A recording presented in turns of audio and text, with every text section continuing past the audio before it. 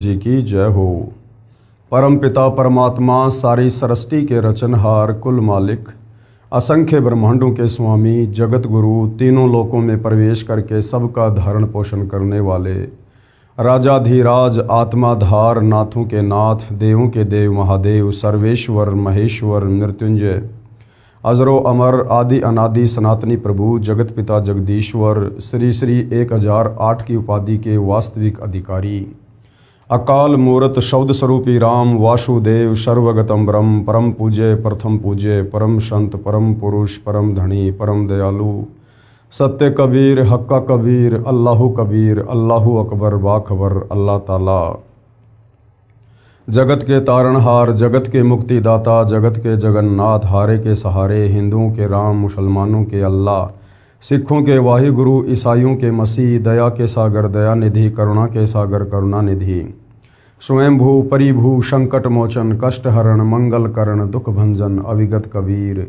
निर्विकार निर्विषम परमात्मा अलय अलेख सतगुरु आदि अनादि सतगुरु असली मर्यादा पुरुषोत्तम असली राम असली कृष्ण असली घनश्याम असली मुरारी राजाओं के राजा महाराजाओं के महाराजा शहनशाहों के शहनशाह सम्राटों के सम्राट भगवानों के भगवान अल्लाहों के अल्लाह प्रभुओं के प्रभु मसीहाओं के मसीह सच्चे वाहिगुरु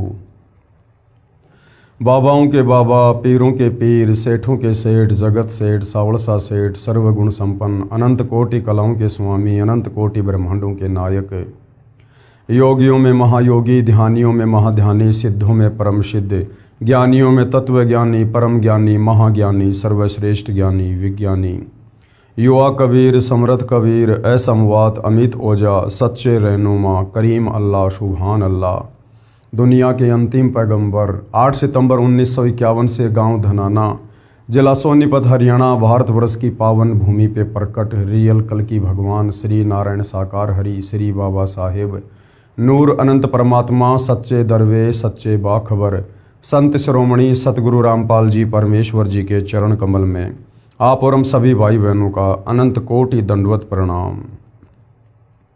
सत्साई भाई और बहनों, बहुत बड़ी दया बहुत बड़ी मेहर पूज्य गुरुदेव भगवान की परमेश्वर रामपाल जी की जिनके शुभ आशीर्वाद से विशेष आशीर्वाद से उन्हीं के सत्संगों के ऊपर बनी पवित्र पुस्तक कबीर बड़ा या कृष्ण इसके ऊपर वीडियो बनाने की श्रृंखला जारी है।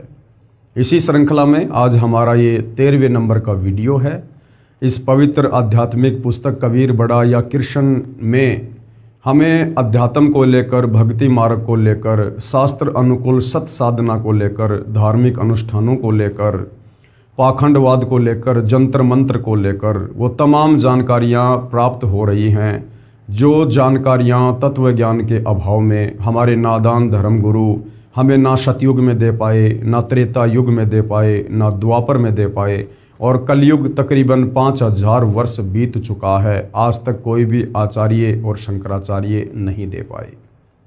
अब दया हुई है सर्व ब्रह्मांडों के रचयिता परम अक्षर ब्रह्म सत्य पुरुष शब्द स्वरूपी राम कबीर परमेश्वर जी की, जो स्वयं इस घोर कलयुग में इस कलयुग की पिछली पीढ़ी में भक्ति युग में 8 सितंबर 1951 के दिन सतलोक से चलकर गति करके सशरीर आप और हम सब की चरम दृष्टि को धोखा देते हुए काल को धोखा देते हुए 8 सितंबर 1951 के दिन गांव धनाना जिला सोनीपत हरियाणा में लीलामय रूप से प्रकट हुए हैं।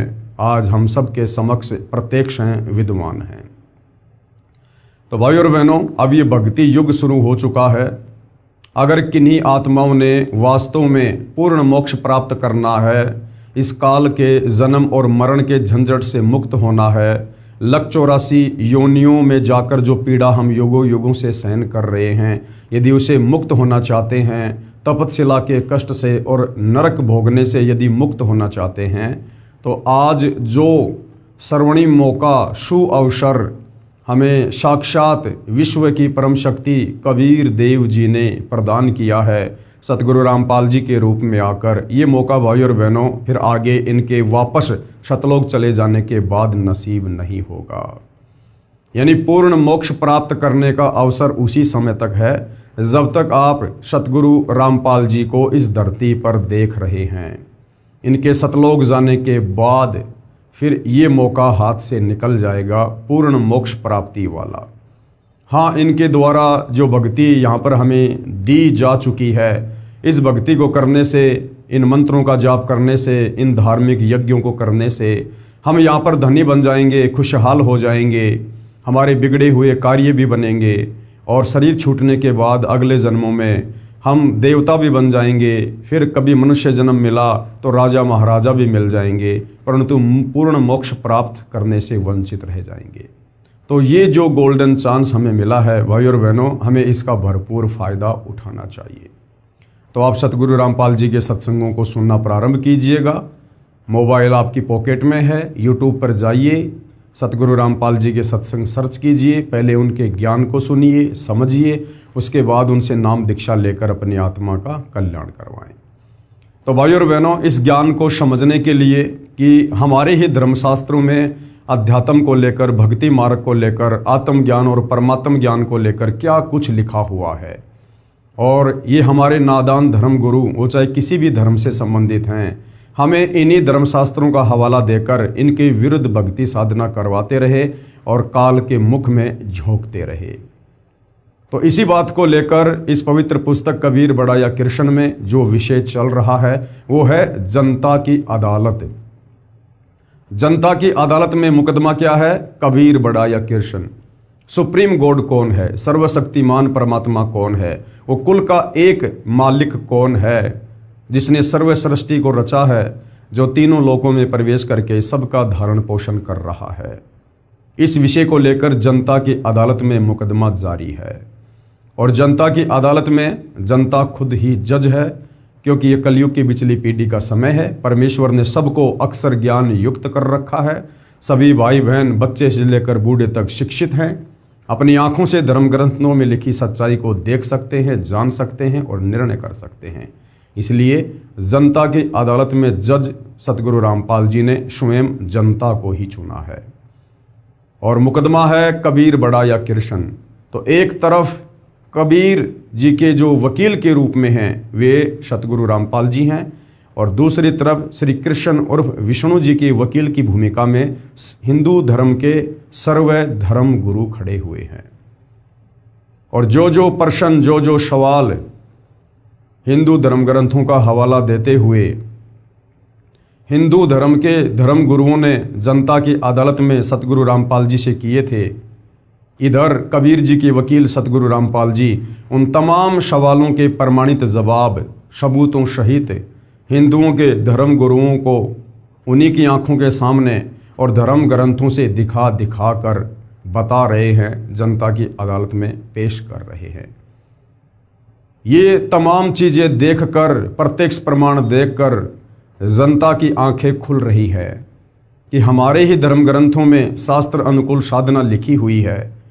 कौन परमात्मा सुप्रीम है, किस परमात्मा की भक्ति पूजा करने से हमारी आत्मा का कल्याण होगा, मोक्ष होगा, काल के द्वारा लगाए गए कर्म बंधनों से मुक्ति मिलेगी, ये हमारे ही पवित्र धर्मशास्त्रों में, चारों वेदों में, गीता जी में, पुराणों में लिखा हुआ है। परंतु हमारे नादान धर्म गुरु तत्व ज्ञान के अभाव में हमें निष्कर्ष निकाल कर नहीं दे पाए। तो अब जनता अपनी आंखों से प्रत्यक्ष प्रमाण देखकर सत्य को स्वीकार कर रही है और अध्यात्म को जानने में रुचि दिखा रही है। और उसी रुचि के तहत जनता की अदालत में जनता के द्वारा कबीर जी के वकील सतगुरु रामपाल जी से कुछ प्रश्न किए जा रहे हैं और सतगुरु रामपाल जी प्रत्येक प्रश्न का शास्त्र प्रमाणित जवाब दे रहे हैं। आज जनता की अदालत में जनता कबीर जी के वकील सतगुरु रामपाल जी से क्या प्रश्न पूछ रही है? प्रश्न नंबर 10, आप पूर्ण मोक्ष किसे मानते हैं? जनता का सवाल है सतगुरु रामपाल जी से कि आप पूर्ण मुक्ति, पूर्ण मोक्ष किसे मानते हैं?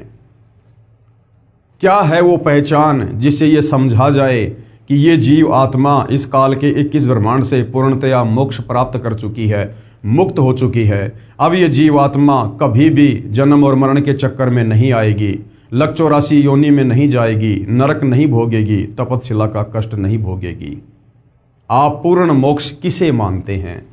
तो कबीर जी के वकील सतगुरु रामपाल जी ने जवाब दिया कि गीता अध्याय 15 श्लोक 4 में वर्णन है कि तत्वदर्शी संत की प्राप्ति के पश्चात तत्व ज्ञान रूपी शस्त्र से अज्ञान को काटकर अर्थात अच्छी तरह ज्ञान समझकर उसके पश्चात परमेश्वर के उस परम पद की यानी सतलोक की खोज करनी चाहिए, जहां जाने के पश्चात साधक यानी भगत फिर लौटकर संसार में कभी नहीं आते, अर्थात उनका जन्म कभी नहीं होता। जिस परमात्मा ने सर्व रचना की है यानी सारी सृष्टि को रचा है, केवल उसी की भक्ति पूजा करो। पूर्ण मोक्ष उसी को कहते हैं जिसकी प्राप्ति के पश्चात यानी जिस परमात्मा की प्राप्ति के पश्चात, जिस सतलोक में जाने के पश्चात पुनः यानी दोबारा जन्म ना हो, कहाँ, इस काल के लोक में, और जन्म मरण का चक्कर सदा के लिए समाप्त हो जाए। तो जनता की अदालत में सतगुरु रामपाल जी ने हिंदुओं की जो पवित्र पुस्तक है श्रीमद् भगवत गीता, उसी से प्रमाणित कर दिया है कि आप ही के धर्मशास्त्र में लिखा हुआ है कि पूर्ण मोक्ष किसे कहते हैं। गीता अध्याय 15 श्लोक नंबर 4, गीता ज्ञानदाता काल ब्रह्म, जो ब्रह्मा विष्णु महेश का पिता है, दुर्गा का पति है, ये खुद कह रहा है कि तत्वदर्शी संत की प्राप्ति के पश्चात यानी सबसे पहले तो आपका गुरु होना चाहिए, और गुरु भी पूर्ण होना चाहिए, और पूर्ण गुरु की पहचान भी गीता अध्याय 15 श्लोक नंबर 1 से 4 में लिखी हुई है। और पूर्ण गुरु होगा वो तत्वदर्शी संत होगा, और जो तत्वदर्शी संत होगा वो खुद कबीर भगवान होगा। यानी जब वो कबीर भगवान इस धरती पर प्रकट होता है, उसके बाद तत्वदर्शी संत की भूमिका करता है, तो वो सर्व धर्मशास्त्रों को दिखा दिखा के अपने ज्ञान को प्रमाणित करता है, सृष्टि रचना को प्रमाणित करता है। जो भक्ति साधना वो देता है, जो मंत्र वो देता है, उन मंत्रों को उन्हीं धर्मशास्त्रों से प्रमाणित करके दिखाता है। वो धर्मशास्त्र चाहे हिंदू धर्म के हो, चाहे मुसलमान धर्म के, चाहे सिख धर्म के, चाहे ईसाई धर्म के। उसके बाद उस ज्ञान को अच्छे से समझकर तत्वदर्शी संत की शरण में आकर उनके द्वारा दी भक्ति साधना को मर्यादा में रहकर आजीवन करने से फिर आपको वो अविनाशी पद प्राप्त होगा, परम पद प्राप्त होगा, शतलोक प्राप्त होगा। उस शतलोक में जाने के बाद फिर ये आत्मा कभी वापस लौटकर इस काल के 21 ब्रह्मांड में नहीं आती है, यहाँ फिर इसका पुनर्जन्म नहीं होता है। ये सदा सदा के लिए शतलोक में ही निवास करती है, और शतलोक में भी आगे के लोगों के लिए भक्ति है यदि जाना चाहे तो, अन्यथा शतलोक में जाने के पश्चात इस आत्मा को किसी प्रकार का कोई कष्ट नहीं है, कोई पीड़ा नहीं है, जन्म मरण का कोई कष्ट नहीं है, बुढ़ापे का कोई कष्ट नहीं है, ना किसी वस्तु का कोई अभाव है, ना वहाँ कोई राग द्वेष ईर्ष्या छल कपट मन मुटाव चोरी जारी निंदा चुगली घूसखोरी रिश्वतखोरी मिलावट कुछ भी नहीं है। वहाँ केवल आनंद ही आनंद है, क्योंकि शतलोक सुख का सागर है। अर्थात कहने का मतलब है तत्वदर्शी संत की शरण में आकर उनके बताए अनुसार मर्यादा में रहकर आजीवन भक्ति करने से हम इस काल के 21 ब्रह्मांड से निकलकर शतलोक चले जाएंगे, और शतलोक जाने के बाद फिर हम कभी वापस लौटकर इस काल के लोक में नहीं आएंगे। उसको कहते हैं पूर्ण मोक्ष प्राप्ति। आगे जनता की अदालत में जनता ने फिर एक सवाल किया है सतगुरु रामपाल जी से। प्रश्न नंबर 11, क्या गीता ज्ञानदाता ब्रह्म की भक्ति से पूर्ण मोक्ष संभव है? गीता ज्ञानदाता ये काल ब्रह्म है, जिसको ज्योति निरंजन कहते हैं, क्षर पुरुष कहते हैं, जिसका जिक्र गीता अध्याय 15 श्लोक नंबर 16 में है कि इस संसार में मुख्यतः 2 भगवान हैं, क्षर पुरुष और अक्षर पुरुष। तो जो क्षर पुरुष है, जो नाशवान है, ये गीता ज्ञानदाता है, जिसको काल कहते हैं, ज्योति निरंजन कहते हैं। ये ब्रह्मा विष्णु महेश के पूज्य पिताजी हैं, और ये दुर्गा का पति है, जिसने महाभारत के समय श्री कृष्ण जी के शरीर में प्रवेश करके और गीता जी का ज्ञान बोला था। तो इस गीता ज्ञानदाता काल ब्रह्म के विषय में जनता की अदालत में जनता पूछ रही है कबीर जी के वकील सतगुरु रामपाल जी से, क्या गीता ज्ञानदाता इस ब्रह्म की भक्ति से पूर्ण मोक्ष संभव है? तो उत्तर सतगुरु रामपाल जी दे रहे हैं कि बिल्कुल भी नहीं है। मोक्ष तो मिलेगा, लेकिन कहां तक का मिलेगा? जहां तक की भक्ति करने से ये काल साधक को उसका फल देता है। यानी ब्रह्म की भक्ति करने से साधक ब्रह्म लोक में जाएगा। ब्रह्म की भक्ति यानी काल की भक्ति गीता अध्याय 8 श्लोक नंबर 13 में वर्णित है कि ओम इति एक अक्षर ब्रह्म व्यवहारण माम अनुस्मरण ये परियाति तजन देहम सयाति परमाम गतम। कि अर्जुन, मुझ ब्रह्म की साधना का एक ओम मंत्र है, और जो इस ओम मंत्र का अंतिम श्वास तक, शरीर छूटने तक जाप करता है, वो मुझ ब्रह्म की परम गति को प्राप्त होता है। और इस ब्रह्म की परम गति क्या है? गीता अध्याय 8 श्लोक नंबर 16, ये ब्रह्म लोक में रहता है। और ब्रह्म लोक में गया हुआ साधक भी वापस लौटकर जन्म और मरण में आता है, लक 84 योनि में जाता है। अर्थात गीता ज्ञानदाता ब्रह्म की साधना करने से साधक ब्रह्म लोक में जाएगा, जो कि इसकी परम गति है, जो अंतिम मुक्ति है इस काल लोक की। और उस अंतिम मुक्ति को भोग कर अपने पुण्य खर्च करके ब्रह्म लोक से भी साधक वापस जन्म मरण में आएगा। अर्थात काल की साधना से, ब्रह्म की साधना से भी पूर्ण मुक्ति नहीं है। क्या गीता ज्ञानदाता ब्रह्म की भक्ति से पूर्ण मोक्ष संभव है? उत्तर है नहीं। जनता की अदालत में जनता ने फिर सवाल किया। गीता अध्याय 8 श्लोक नंबर 16 में प्रमाण है कि गीता ज्ञानदाता ने यानी इस काल ब्रह्म ने कहा है कि हे अर्जुन, मुझे प्राप्त होकर पुनर्जन्म नहीं होता। आप कैसे कहते हैं कि ब्रह्म भक्ति से पूर्ण मोक्ष संभव नहीं है? अब उत्तर दे रहे हैं कबीर जी के वकील सतगुरु रामपाल जी। और सतगुरु रामपाल जी समझा रहे हैं कि यही कमी रही जो आप हिंदू श्रद्धालु भ्रमित हैं भक्ति और भगवान को लेकर।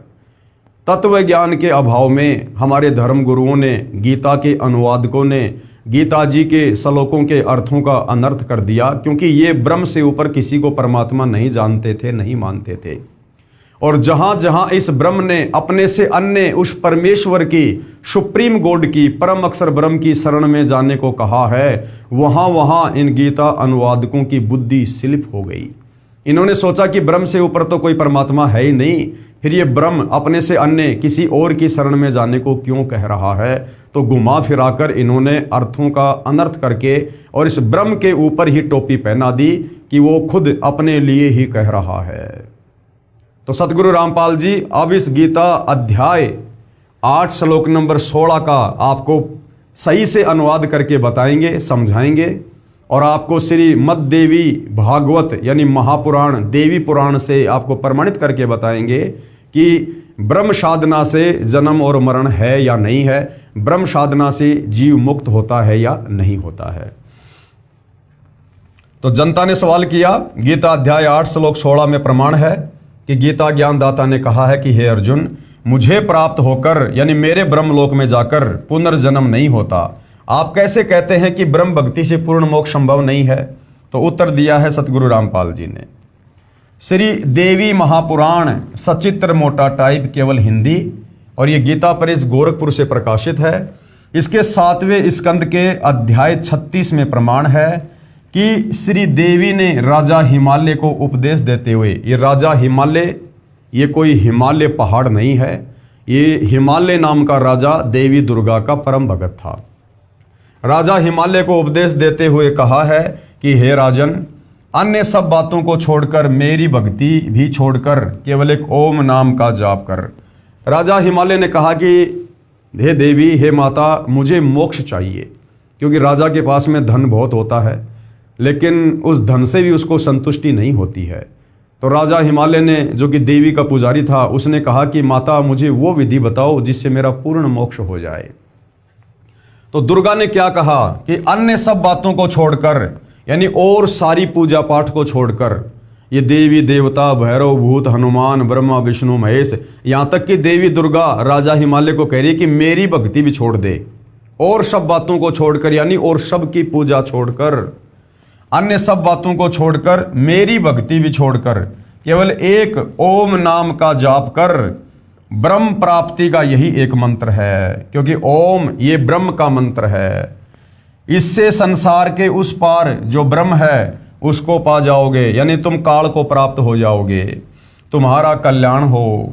वह ब्रह्म यानी वो काल ब्रह्मलोक रूपी दिव्य आकाश में रहता है, यानी 21 ब्रह्मांड में सबसे ऊपर रहता है।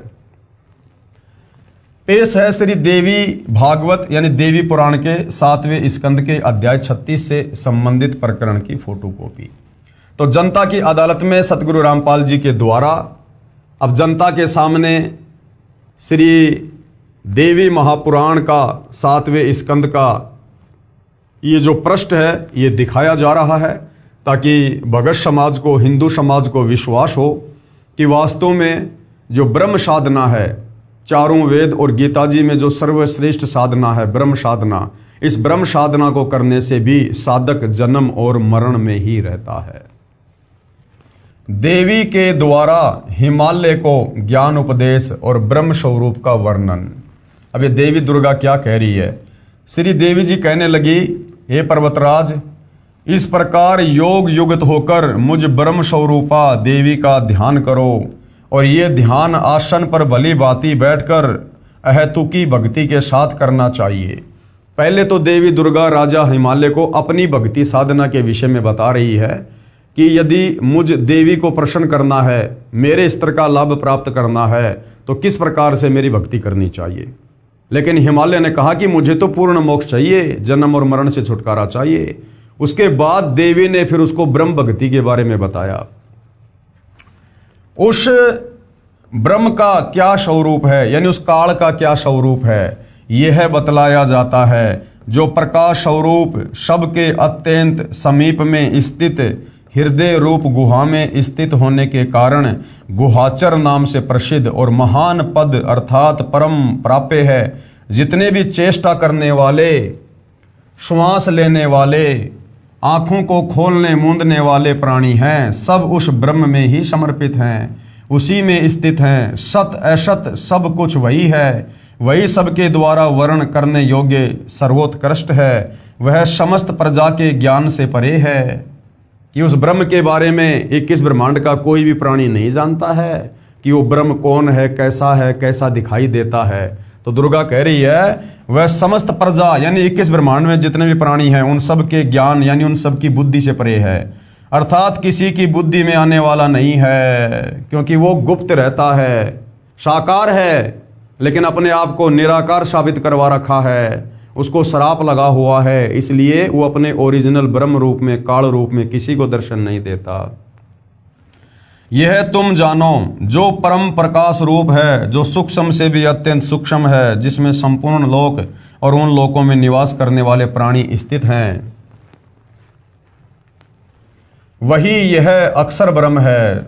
अब जानकारी देनी चाहिए ब्रह्म की, लेकिन बीच बीच में दुर्गा करिए अक्षर ब्रह्म है। अरे गीता अध्याय 15 श्लोक 16, ये दो अलग अलग भगवान है, क्षर पुरुष और अक्षर पुरुष। क्षर पुरुष तो ये काल है जो 21 ब्रह्मांड का स्वामी है, और अक्षर पुरुष ये पर ब्रह्म है जिसके पास 7 संग ब्रह्मांड हैं। लेकिन देवी दुर्गा क्योंकि सृष्टि रचना का ज्ञान इसको भी नहीं है, कंप्लीट आध्यात्मिक ज्ञान इसको भी नहीं है, तो ये भी गोलमोल करके बता रही है।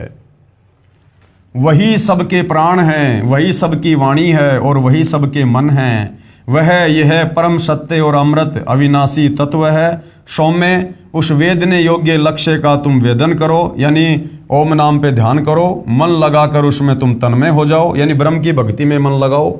सौम्य उपनिषद में कथित महान अस्त्र रूप धनुष लेकर उस पर उपासना द्वारा तीक्ष्ण किया हुआ बाण संधान करो, और फिर भावानुगत चित्त के द्वारा उस बाण को खींचकर उस अक्षर रूप ब्रह्म को ही लक्ष्य बनाकर वेदन करो, यानी उस ब्रह्म की साधना करो, ओम नाम का जाप करो। प्रणव ओम धनुष है, यानी उसका मंत्र क्या है? ओम, और जीव आत्मा बाण है, और ब्रह्म को उसका लक्ष्य कहा जाता है। परमाद रहित अत्यंत तत्परता से साधन संलग्न होकर उसका वेदन करना चाहिए, और बाण के समान उसमें तन्मय हो जाना चाहिए, जिससे ब्रह्म में, स्वर्ग में, पृथ्वी, अंतरिक्ष, स्वर्ग और पृथ्वी के बीच का आकाश संपूर्ण प्राणों के सहित इंद्रिय युक्त मन बुद्धि रूप अंतःकरण ओतप्रोत है। उस एकमात्र परमात्मा को ही जाने, यानी उस ब्रह्म को ही जानो सब कुछ, दूसरी सब बातों को छोड़ दो, यानी और सबकी भक्ति साधना छोड़ दो, मुझ देवी दुर्गा की साधना भी छोड़ दो, उस ओम नाम के जाप के साथ में ब्रह्म की साधना करो। यही अमृत रूप परमात्मा के पास पहुंचाने वाला पुल है। संसार समुद्र से पार होकर अमृत स्वरूप परमात्मा को प्राप्त करने का यही सुलभ साधन है। इस आत्मा का ओम के जप के साथ ध्यान करो, यानी उस काल का, उस ब्रह्म का ओम नाम के साथ में जाप करो, इससे अज्ञानमय अंधकार से सर्वदा परे और संसार समुद्र से उस पार जो ब्रह्म है उसको पा जाओगे, तुम्हारा कल्याण हो। जो सदा जानने वाला, जो सब ओर से सब कुछ जानने वाला है, जिसकी जगत में ये महिमा है, वह यह सबका आत्मा ब्रह्म कहाँ रहता है? ब्रह्म लोक रूप दिव्य आकाश में रहता है। ये जो मेन पॉइंट है भाई और बहनों, इस पूरे प्रकरण को समझने के लिए ये ध्यान रखना, दुर्गा देवी राजा हिमालय को क्या कह रही है कि उस ब्रह्म का ओम जाप है और वो कहाँ रहता है? वो ब्रह्म लोक रूप दिव्य आकाश में रहता है। वह यह सबका आत्मा ब्रह्म कहाँ रहता है? ब्रह्म लोक रूप दिव्य आकाश में। दो बातें ध्यान रखनी है, फिर हमें गीता जी बिल्कुल क्लियर कर देगी कि इस ब्रह्म साधना से जीव जन्म और मरण में रहता है या उसकी पूर्ण मुक्ति हो जाती है। पहला ओम नाम, और दूसरा वो ब्रह्म कहाँ रहता है? ब्रह्मलोक में रहता है। उसके बाद क्लियर हो जाएगा। भावार्थ है कि ब्रह्म साधना का केवल एक ओम नाम का जाप है जो देवी दुर्गा हिमालय को बता रही है। इससे ब्रह्म की प्राप्ति होती है और वह साधक कहाँ जाता है? ब्रह्मलोक में चला जाता है। इसी गीता अध्याय 8 श्लोक 16 में अब क्या कहा है, ध्यान से सुनिएगा, समझ में आ जाएगा। इसी गीता अध्याय 8 श्लोक 16 में कहा है कि ब्रह्मलोक सहित सर्वलोक पुनरावर्ती में है। ब्रह्मलोक से लेकर, ब्रह्मलोक 21 ब्रह्मांड का सबसे ऊपर का लोक है और बाकी लोक सब नीचे हैं, ब्रह्मा विष्णु महेश के, देवी दुर्गा के, देवताओं के। तो क्या कहा जाता है गीता अध्याय 8 श्लोक नंबर 16 में कि ब्रह्मलोक पर्यंत, यानी उस ब्रह्मलोक से लेकर और जितने भी लोक हैं 21 ब्रह्मांड में, ये सब पुनरावर्ती में हैं, अर्थात जन्म और मरण में हैं। पुनरावर्ती का मतलब है जिसको प्राप्त होके पुनः वापस जन्म और मरण में आना पड़े। इसी गीता अध्याय 8 श्लोक 16 में कहा है कि ब्रह्मलोक सहित सर्वलोक पुनरावर्ती में हैं, यानी जन्म और मरण के चक्कर में हैं, अर्थात ब्रह्मलोक में गए साधक का भी पुनर्जन्म होता है। ब्रह्म यानी काल की भक्ति से पूर्ण मोक्ष नहीं होता। इस गीता अध्याय 8 श्लोक 16 का अनुवाद गीता प्रेस गोरखपुर से प्रकाशित गीता में तथा अन्य प्रकाशन की गीता में गलत किया हुआ है। ये अनुवाद गलत किया हुआ है क्योंकि अनुवादकों को तत्व ज्ञान नहीं था, अनुवादक सृष्टि रचना से परिचित नहीं थे, अनुवादक इस ब्रह्म से ऊपर किसी अन्य परमात्मा से परिचित नहीं थे। गीता अनुवादक गीता अध्याय 15 श्लोक नंबर 16 और 17 से पूरी तरह से परिचित नहीं थे, जिसमें 3 भगवानों की जानकारी दी गई है। ये देखिएगा, आप लोगों के सामने है, पेश है फोटोकॉपी गीता अध्याय 8 श्लोक 16 की। गीता प्रेस गोरखपुर से प्रकाशित है और क्या समझाया जा रहा है ये श्लोक आप जियों के सामने है भाई और बहनों। ये पुनरावर्ती शब्द साफ साफ लिखा हुआ है। आ ब्रह्म भुवनात् लोका पुनरावर्तिन अर्जुन माम उपेते तू कौनते पुनर्जन्म न विद्यते। जो ये नहीं जानते कि मुझ ब्रह्म को प्राप्त होकर भी जन्म और मरण में आना पड़ता है। हे अर्जुन, अब ये तो गीता अनुवादकों ने अनुवाद किया है जो गलत है, सही नहीं है। इन्होंने ब्रह्म के ऊपर ही टोपी पहना दी, ब्रह्म को ही सर्वश्रेष्ठ भगवान साबित कर दिया कि ब्रह्म की प्राप्ति होने के बाद में फिर जन्म और मरण में साधक नहीं आता। जबकि वास्तव में श्लोक क्या कह रहा है, मूल संस्कृत हमें क्या समझा रही है। देखो, मूल संस्कृत में कोई चेंजमेंट नहीं कर सकता, अनुवाद अपने अपने तरीके से कर सकते हैं। तो अब मूल संस्कृत का अनुवाद कि ये गीता अध्याय 8 श्लोक 16 वास्तव में कह क्या रहा है, वो फिर सतगुरु रामपाल जी ने समझाया है आगे। तो ये गीता अनुवादकों के द्वारा किया गया अर्थ है जो गलत है। हे अर्जुन, ब्रह्मलोक पर्यंत सब लोक पुनरावर्ती में है, यानी ब्रह्मलोक से लेकर नीचे के सभी लोग पुनरावर्ती में हैं, जन्म और मरण में है, उत्पत्ति और प्रलय में है। जब यह साफ साफ कहा जा रहा है उस ब्रह्म के द्वारा जिसकी साधना करके ये कह रहे हैं कि जन्म और मरण नहीं होता, वो तो खुद कह रहा है कि हे अर्जुन, ब्रह्मलोक पर्यंत यानी ब्रह्मलोक से लेकर सब लोग पुनरावर्ती में हैं, यानी जन्म और मरण में हैं, उत्पत्ति और प्रलय में हैं। जब वो लोक ही उत्पत्ति और प्रलय में है, नष्ट होता है, तो वहाँ रहने वाले साधक कहाँ रहेंगे, वो भगत कहाँ रहेंगे। तो यहीं से क्लियर हो जाता है हे अर्जुन, ब्रह्मलोक पर्यंत सब लोग पुनरावृत्ति में हैं। लेकिन उसके आगे इन्होंने गलत अनुवाद कर दिया। क्या? परंतु हे कुंती पुत्र, मुझको यानी काल को यानी ब्रह्म को प्राप्त होकर पुनर्जन्म नहीं होता, ये इन्होंने गलत कर दिया। ये जो शब्द है न विद्यते, जो ये नहीं जानते, इन्होंने इसको अच्छे से नहीं समझा। अब सतगुरु रामपाल जी ने यथार्थ अनुवाद किया है। इसका वास्तविक अनुवाद इस प्रकार है, ब्रह्मलोक तक सर्वलोक पुनरावृत्ति में हैं, अर्थात ब्रह्मलोक में भी गए व्यक्तियों का पुनर्जन्म होता है।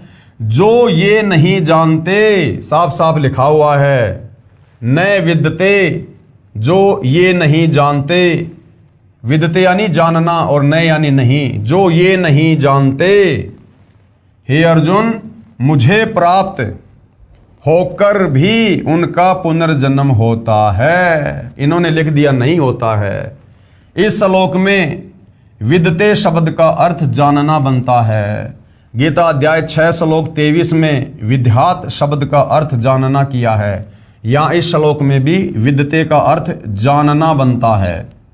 देखिए इसी पुस्तक में इसी श्लोक की फोटोकॉपी में अधिक स्पष्ट करने के लिए गीता अध्याय 8 श्लोक नंबर 15 ही पर्याप्त है। ये देखिए मूल पाठ है ये, यानी मूल संस्कृत है। माम उपेते पुनर्जन्म दुखालयम आशश्वतम न आपनुवंती महात्मने संसिद्धम परमाम गता। अनुवाद किया है, माम यानी मुझे प्राप्त होकर, पुनर्जन्म यानी पुनर्जन्म होता है। जो नाशवान जीवन दुखों का घर है, परम सिद्धि को प्राप्त महात्मा जन पुनर्जन्म को प्राप्त नहीं होते। गीता अध्याय 8 श्लोक नंबर 15। अब इसका भावार्थ सतगुरु रामपाल जी कर रहे हैं, जो यथार्थ है। गीता ज्ञानदाता ने कहा है, यानी काल ब्रह्म ने कहा है कि मुझे प्राप्त होकर तो दुखों का घर यह क्षण भंगुर जीवन जन्म मरण होता है। जो महात्मा परम गति को प्राप्त हो जाते हैं उनका पुनर्जन्म नहीं होता। जो महात्मा परम गति को प्राप्त हो जाते हैं, परम गति यानी गीता अध्याय 18 श्लोक नंबर 62 कि हे अर्जुन, तू सर्व भाव से उस परमेश्वर की शरण में जा, परम अक्षर ब्रह्म की शरण में, जहां जाने के बाद साधक फिर लौटकर संसार में वापस नहीं आता। तो शतलोक जाने के बाद वो हमारी परम गति कहलाती है। यानी एक बार यदि किसी साधक की परम गति हो गई, कोई यहाँ से सतलोक चला गया तत्वदर्शी संत की शरण में आकर, उसके बाद वो वापस लौटकर काल के 21 ब्रह्मांड में जन्म और मरण के चक्कर में नहीं आता है। जो महात्मा परम गति को प्राप्त हो जाते हैं उनका पुनर्जन्म नहीं होता। विचार करें, यदि गीता अध्याय 8 श्लोक 1 से 10 तक का सारांश निकालें तो इस प्रकार है। अर्जुन ने पूछा गीता अध्याय 8 श्लोक नंबर 1 में कि ये तत्व ब्रह्म क्या है। गीता ज्ञानदाता ने गीता अध्याय 8 श्लोक 3 में उत्तर दिया कि वो परम अक्षर ब्रह्म है। यानी अपने से अन्य परम अक्षर ब्रह्म की जानकारी गीता ज्ञानदाता दे रहा है। फिर गीता ज्ञानदाता ने अध्याय 8 श्लोक नंबर 5 और 7 में अपनी भक्ति करने को कहा है, तथा गीता अध्याय 8 श्लोक 8, 9, 10 में परम अक्षर ब्रह्म की यानी उस तत्व ब्रह्म की भक्ति करने को कहा है। अपनी भक्ति का मंत्र गीता अध्याय 8 श्लोक नंबर 13 में बताया कि मुझ ब्रह्म का केवल एक ओम अक्षर है। उच्चारण करके सुमरण करता हुआ जो शरीर त्याग कर जाता है वह परम गति को प्राप्त होता है, यानी काल की परम गति को प्राप्त होता है। और काल की परम गति है ब्रह्मलोक, और ब्रह्मलोक पर्यंत सर्वलोक पुनरावृत्ति में जन्म और मरण में है। तो काल की परम गति भी घटिया है। पूर्व में श्री देवी पुराण से सिद्ध कर आए हैं कि ओम का जाप करके ब्रह्मलोक प्राप्त होता है। गीता अध्याय 8 श्लोक 16 में स्पष्ट है कि ब्रह्मलोक में गए साधक का भी पुनर्जन्म होता है। इसलिए गीता अध्याय 8 श्लोक 13 में ओम नाम के जाप से होने वाली परम गति का वर्णन है। परंतु गीता अध्याय 8 श्लोक 8, 9, 10 में जिस सच्चिदानंद घन ब्रह्म अर्थात परम दिव्य पुरुष की भक्ति करने को कहा है उसका मंत्र गीता अध्याय 17 श्लोक नंबर 23 में लिखा है। यानी इस ब्रह्म ने अपनी भक्ति का मंत्र तो गीता अध्याय 8 श्लोक नंबर 13 में लिख दिया ओम, और जो अपने से अन्य जिस परम अक्षर ब्रह्म जिस तत्व ब्रह्म की इसने जानकारी दी है गीता अध्याय 8 श्लोक नंबर 3 में, उसकी भक्ति का मंत्र गीता अध्याय 17 श्लोक नंबर 23 में है। क्या? ओम तत् सत इति निर्देश ब्रह्मण त्रिविध समर्थ। यानी पूर्ण परमात्मा की भक्ति का ये 3 नाम का जाप है, जो 3 विधि से जाप किया जाता है। ब्राह्मणा तेन वेद्या च यज्ञा च विहिता पुरा। और सृष्टि की शुरुआत में जो विद्वान लोग थे वो इसी प्रकार से भक्ति किया करते थे। अनुवाद: सच्चिदानंद घन ब्रह्म यानी कबीर परमेश्वर परम अक्षर ब्रह्म की भक्ति का मंत्र ओम तत् सत है। ये ओम तो सीधा सीधा काल का है और ये तत् और सत ये सांकेतिक है, जो तत्वदर्शी संत ही बताएगा। ओम मंत्र ब्रह्म यानी क्षर पुरुष का है, इस काल का है। तत् ये सांकेतिक है, जो अक्षर पुरुष का है, जिसके साथ संग ब्रह्मांड है। और सत मंत्र भी सांकेतिक मंत्र है, जो परम अक्षर ब्रह्म का है, यानी कबीर देव का है। इन तीनों मंत्रों के जाप से वह परम गति प्राप्त होगी, जो गीता अध्याय 15 श्लोक 4 में कही गई है कि जहां जाने के पश्चात साधक फिर लौटकर संसार में कभी नहीं आते। यदि गीता अध्याय 8 श्लोक 16 का ये अर्थ सही माने कि मुझे प्राप्त होने वाला यानी ब्रह्म को प्राप्त होने वाला पुनर्जन्म में नहीं आता, तो गीता अध्याय 2 श्लोक 12, गीता अध्याय 4 श्लोक 5 और गीता अध्याय 10 श्लोक 2 गलत साबित हो जाएंगे, जिसमें खुद ये ब्रह्म कह रहा है कि मेरा तो जन्म होता है, मेरी तो मृत्यु होती है। हे अर्जुन, तू नहीं जानता, मैं जानता हूं। तेरे भी कई जन्म हो चुके हैं, मेरे भी हो चुके हैं, आगे भी होंगे। अगर गीता अध्याय 8 श्लोक नंबर 16 का जो अनुवाद हमारे तत्व ज्ञानहीन गीता अनुवादकों ने और धर्मगुरुओं ने किया है कि ये ब्रह्म कह रहा है कि मुझे प्राप्त होकर फिर साधक जन्म और मरण में नहीं आता, तो फिर गीता अध्याय 2 श्लोक नंबर 12, गीता अध्याय 4 श्लोक नंबर 5 और 9, गीता अध्याय 10 श्लोक 2 ये फिर गलत साबित हो जाएंगे, जिसमें खुद ये ब्रह्म पहले कह चुका है कि मेरे और तेरे बहुत जन्म हो चुके हैं, तू नहीं जानता, मैं जानता हूं। अर्थात यहां पर यह क्लियर हो जाता है कि गीता ज्ञानदाता ब्रह्म है, ओम इसका मंत्र है, ये ब्रह्म लोक में रहता है और ब्रह्म लोक पर्यंत सर्वलोक पुनरावर्ती में जन्म और मरण में, प्रलय और उत्पत्ति में है। अर्थात इस ब्रह्म साधना से परम गति नहीं है, पूर्ण मोक्ष नहीं है, जन्म मरण का रोग समाप्त नहीं होता। तो गीता अध्याय 2 श्लोक 12, गीता अध्याय 4 श्लोक 5, गीता अध्याय 10 श्लोक 2 गलत सिद्ध हो जाते हैं, जिनमें गीता ज्ञानदाता ने यानी ब्रह्म ने कहा है कि अर्जुन तेरे और मेरे बहुत जन्म हो चुके हैं, तू नहीं जानता, मैं जानता हूं। मेरी उत्पत्ति को यानी ये ब्रह्म कह रहा है कि मेरी उत्पत्ति को यानी मेरे जन्म लेने को ना देवता जानते हैं, ना महर्षिगण तथा ना सिद्ध जानते हैं। विचारणीय विषय यह है कि जब साध्य इष्ट का ही जन्म मृत्यु होता है, यानी जब इस ब्रह्म का ही जन्म और मृत्यु होता है, तो साधक यानी भगत को वह मोक्ष कैसे प्राप्त हो सकता है जिससे पुनर्जन्म नहीं होता। तो भाइयों और बहनों, आज से पहले हमारे को गीता जी का गलत ज्ञान दिया गया था, यथार्थ ज्ञान नहीं दिया गया था, जिस कारण से हम इन्हीं देवी देवताओं की भक्ति में ब्रह्म साधना में उलझ पुलझ लगे रहे। इसलिए गीता अध्याय 8 श्लोक 16 का अनुवाद जो मैंने यानी सतगुरु रामपाल जी ने ऊपर किया है वही सही है कि गीता ज्ञानदाता ने यानी ब्रह्म ने कहा है कि ब्रह्मलोक तक सब लोग पुनरावर्ती में हैं, अर्थात ब्रह्मलोक में गए प्राणी भी लौटकर संसार में जन्म को प्राप्त होते हैं। यानी काल की इस ब्रह्म की जो परम गति है, इसकी भक्ति की जो सर्वश्रेष्ठ उपलब्धि है वो है ब्रह्मलोक यानी महास्वर्ग। और गीता अध्याय 8 श्लोक 16 में इस ब्रह्म ने क्लियर कर दिया कि ब्रह्मलोक पर्यंत सर्वलोक पुनरावर्ती में है, अर्थात ब्रह्म साधना से भी परम गति नहीं होती, जन्म मरण का रोग समाप्त नहीं होता। जो ये नहीं जानते वे मेरी भक्ति करके भी पुनर्जन्म को प्राप्त होते हैं। जो साधक ये नहीं जानते कि मैं ब्रह्म हूं, मैं ब्रह्म लोक में रहता हूं और मेरे लोक में जाने के बाद भी जन्म और मरण होता है, जो ये नहीं जानते वो जन्म और मरण में ही रहते हैं। इसलिए तो गीता ज्ञानदाता ने यानी इस काल ब्रह्म ने अध्याय 18 श्लोक 62 में कहा है, अध्याय 18 श्लोक 62 में, क्योंकि इसका खुद का जन्म मरण, इसके साधकों का जन्म मरण, ब्रह्मलोक में गया हुआ प्राणी फिर जन्म मरण में, इसीलिए तो इसने अपने से अन्य उस परम अक्षर ब्रह्म तत्व ब्रह्म के विषय में कहा है गीता अध्याय 18 श्लोक 62 में। इसलिए तो गीता ज्ञानदाता ने अध्याय 18 श्लोक 62 में कहा है कि हे अर्जुन, तू सर्व भाव से उस परमेश्वर की शरण में जा। सर्व भाव से उस परमेश्वर की शरण में जा। अपने से अन्य किसी और परमात्मा की ओर इशारा कर रहा है। अगर ये खुद ही सर्वेश्वर होता, महेश्वर होता, अगर ये अविनाशी होता, अजन्मा होता, और यदि इसी की भक्ति से परम गति प्राप्त होनी होती, तो अपने से अन्य उस परम अक्षर ब्रह्म सर्वश्रेष्ठ परमात्मा की शरण में जाने के लिए अर्जुन को भला क्यों कहेगा। इसीलिए तो गीता ज्ञानदाता ने यानी ब्रह्म ने अध्याय 18 श्लोक 62 में कहा है कि हे अर्जुन, तू सर्व भाव से, सर्व भाव यानी और सब भक्ति छोड़ दे, मुझ ब्रह्म साधना को भी छोड़ दे। तू सर्व भाव से उस परमेश्वर की शरण में जा।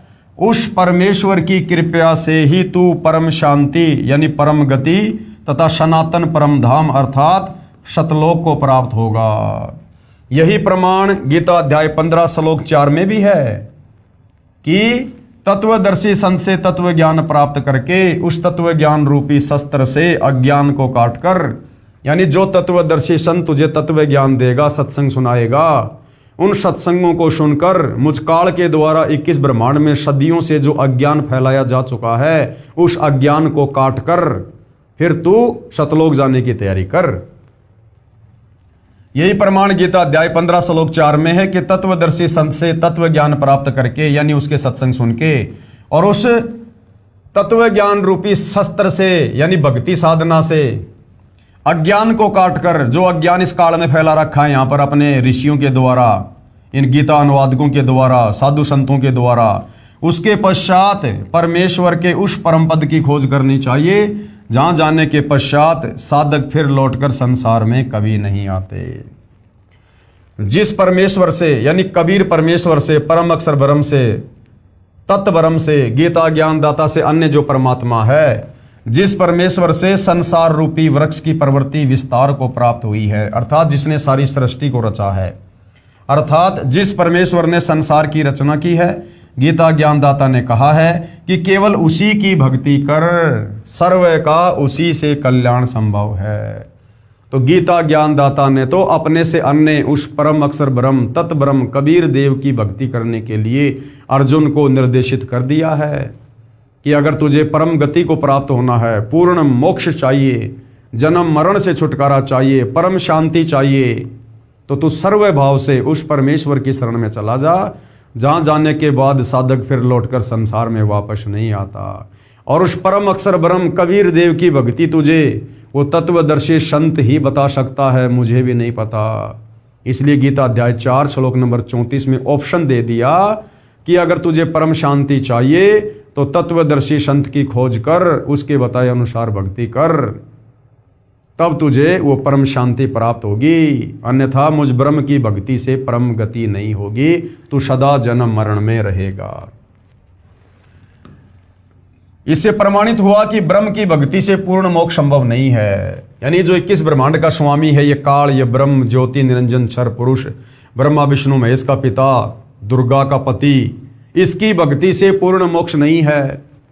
और ये 21 ब्रह्मांड का सर्वश्रेष्ठ भगवान है। अब सोचिए फिर दुर्गा की भक्ति से मोक्ष कैसे होगा? दुर्गा तो इससे नीचे है। फिर ब्रह्मा विष्णु महेश की भक्ति से मोक्ष कैसे होगा? ब्रह्मा विष्णु महेश तो दुर्गा से भी नीचे हैं। फिर अन्य देवी देवताओं की भक्ति से मोक्ष कैसे होगा? क्योंकि अन्य देवी देवता तो ब्रह्मा विष्णु महेश से भी नीचे हैं। और फिर ये भैरव, भूत, बेताल, माई, मसाणी, सेठ, शीतला, इनकी भक्ति से मुक्ति कैसे होगी? क्योंकि ये तो देवी देवताओं से भी नीचे हैं। उसके बाद ये चौराहे पे ठेकरी रखना, पीपल की पूजा करना, जंत्र मंत्र करना, श्राद्ध निकालना, फिर इनसे मुक्ति कैसे होगी? क्योंकि ये तो उन भैरव, भूत, बेताल से भी नीचे हैं। तो भाई और बहनों, इसलिए यदि 21 ब्रह्मांड से पूर्ण मुक्ति चाहिए, पूर्ण मोक्ष चाहिए, इस आत्मा को यदि हमने स्वतंत्र करवाना है, सतलोक चलना है, तो हमने उस परम अक्षर ब्रह्म कबीर देव की भक्ति करनी होगी। और वो भक्ति लेकर स्वयं वो परम अक्षर ब्रह्म कबीर देव 8 सितंबर 1951 से गांव धनाना, जिला सोनीपत, हरियाणा में प्रकट हैं। और सन 1994 से ये सतज्ञान, ये परम शांति वाली भक्ति देश और दुनिया को दे रहे हैं। और आप भी इस भक्ति का फायदा उठा सको, इसीलिए ये सर्व ज्ञान उन्होंने सत्संगों के माध्यम से और पुस्तकों के माध्यम से भगत समाज को बताना चाहा है। ये तत्व ज्ञान है, ये पांचवा वेद है। इस ज्ञान को जो समझ जाएगा और तत्वदर्शी संत की शरण ग्रहण कर लेगा, यानी सतगुरु रामपाल जी की शरण में आकर आजीवन मर्यादा में रहकर भक्ति करेगा, वही इस काल के कर्म बंधनों से 21 ब्रह्मांड से जन्म और मरण से छुटकारा प्राप्त कर सकता है। दूसरा, धरती पर, धरती के किसी भी कोने में, किसी भी धर्म में, किसी भी धर्मगुरु की शरण में आने से आप परम गति को प्राप्त नहीं कर सकते। प्रमाणित हुआ कि ब्रह्म की भक्ति से पूर्ण मोक्ष संभव नहीं है। केवल पूर्ण परमात्मा यानी परम अक्षर ब्रह्म यानी कबीर देव की भक्ति से ही पूर्ण मोक्ष संभव है।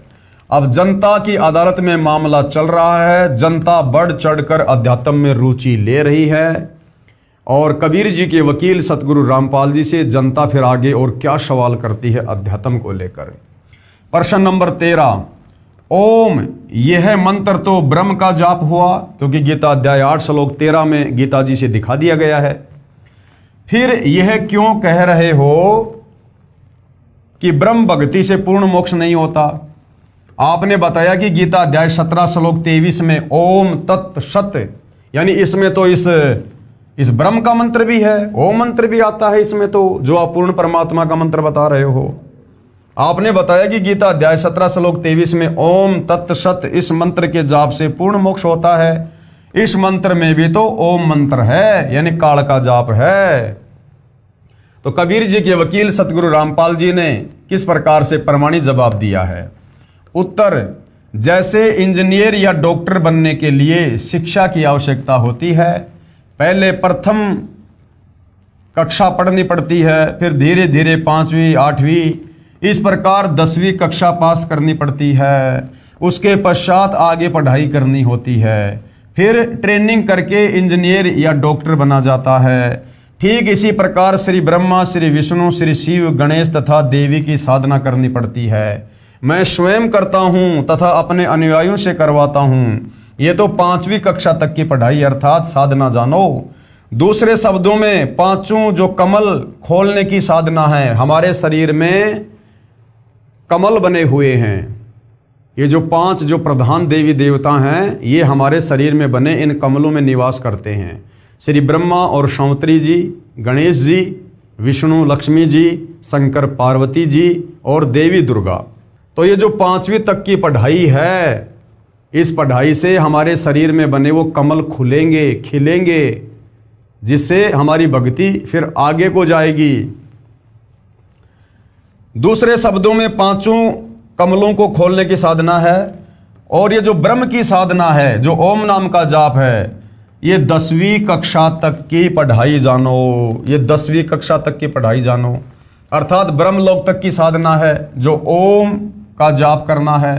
और अक्षर पुरुष की साधना को 14वीं कक्षा की पढ़ाई जानो, अर्थात बीए जानो, बीए। और ये जो तत् है, ये अक्षर पुरुष का मंत्र है, ये तत् मंत्र का जाप है अक्षर पुरुष का। तत् मंत्र को तो सांकेतिक है, वास्तविक मंत्र तो इससे भिन्न है, जो उपदेशी को ही बताया जाता है।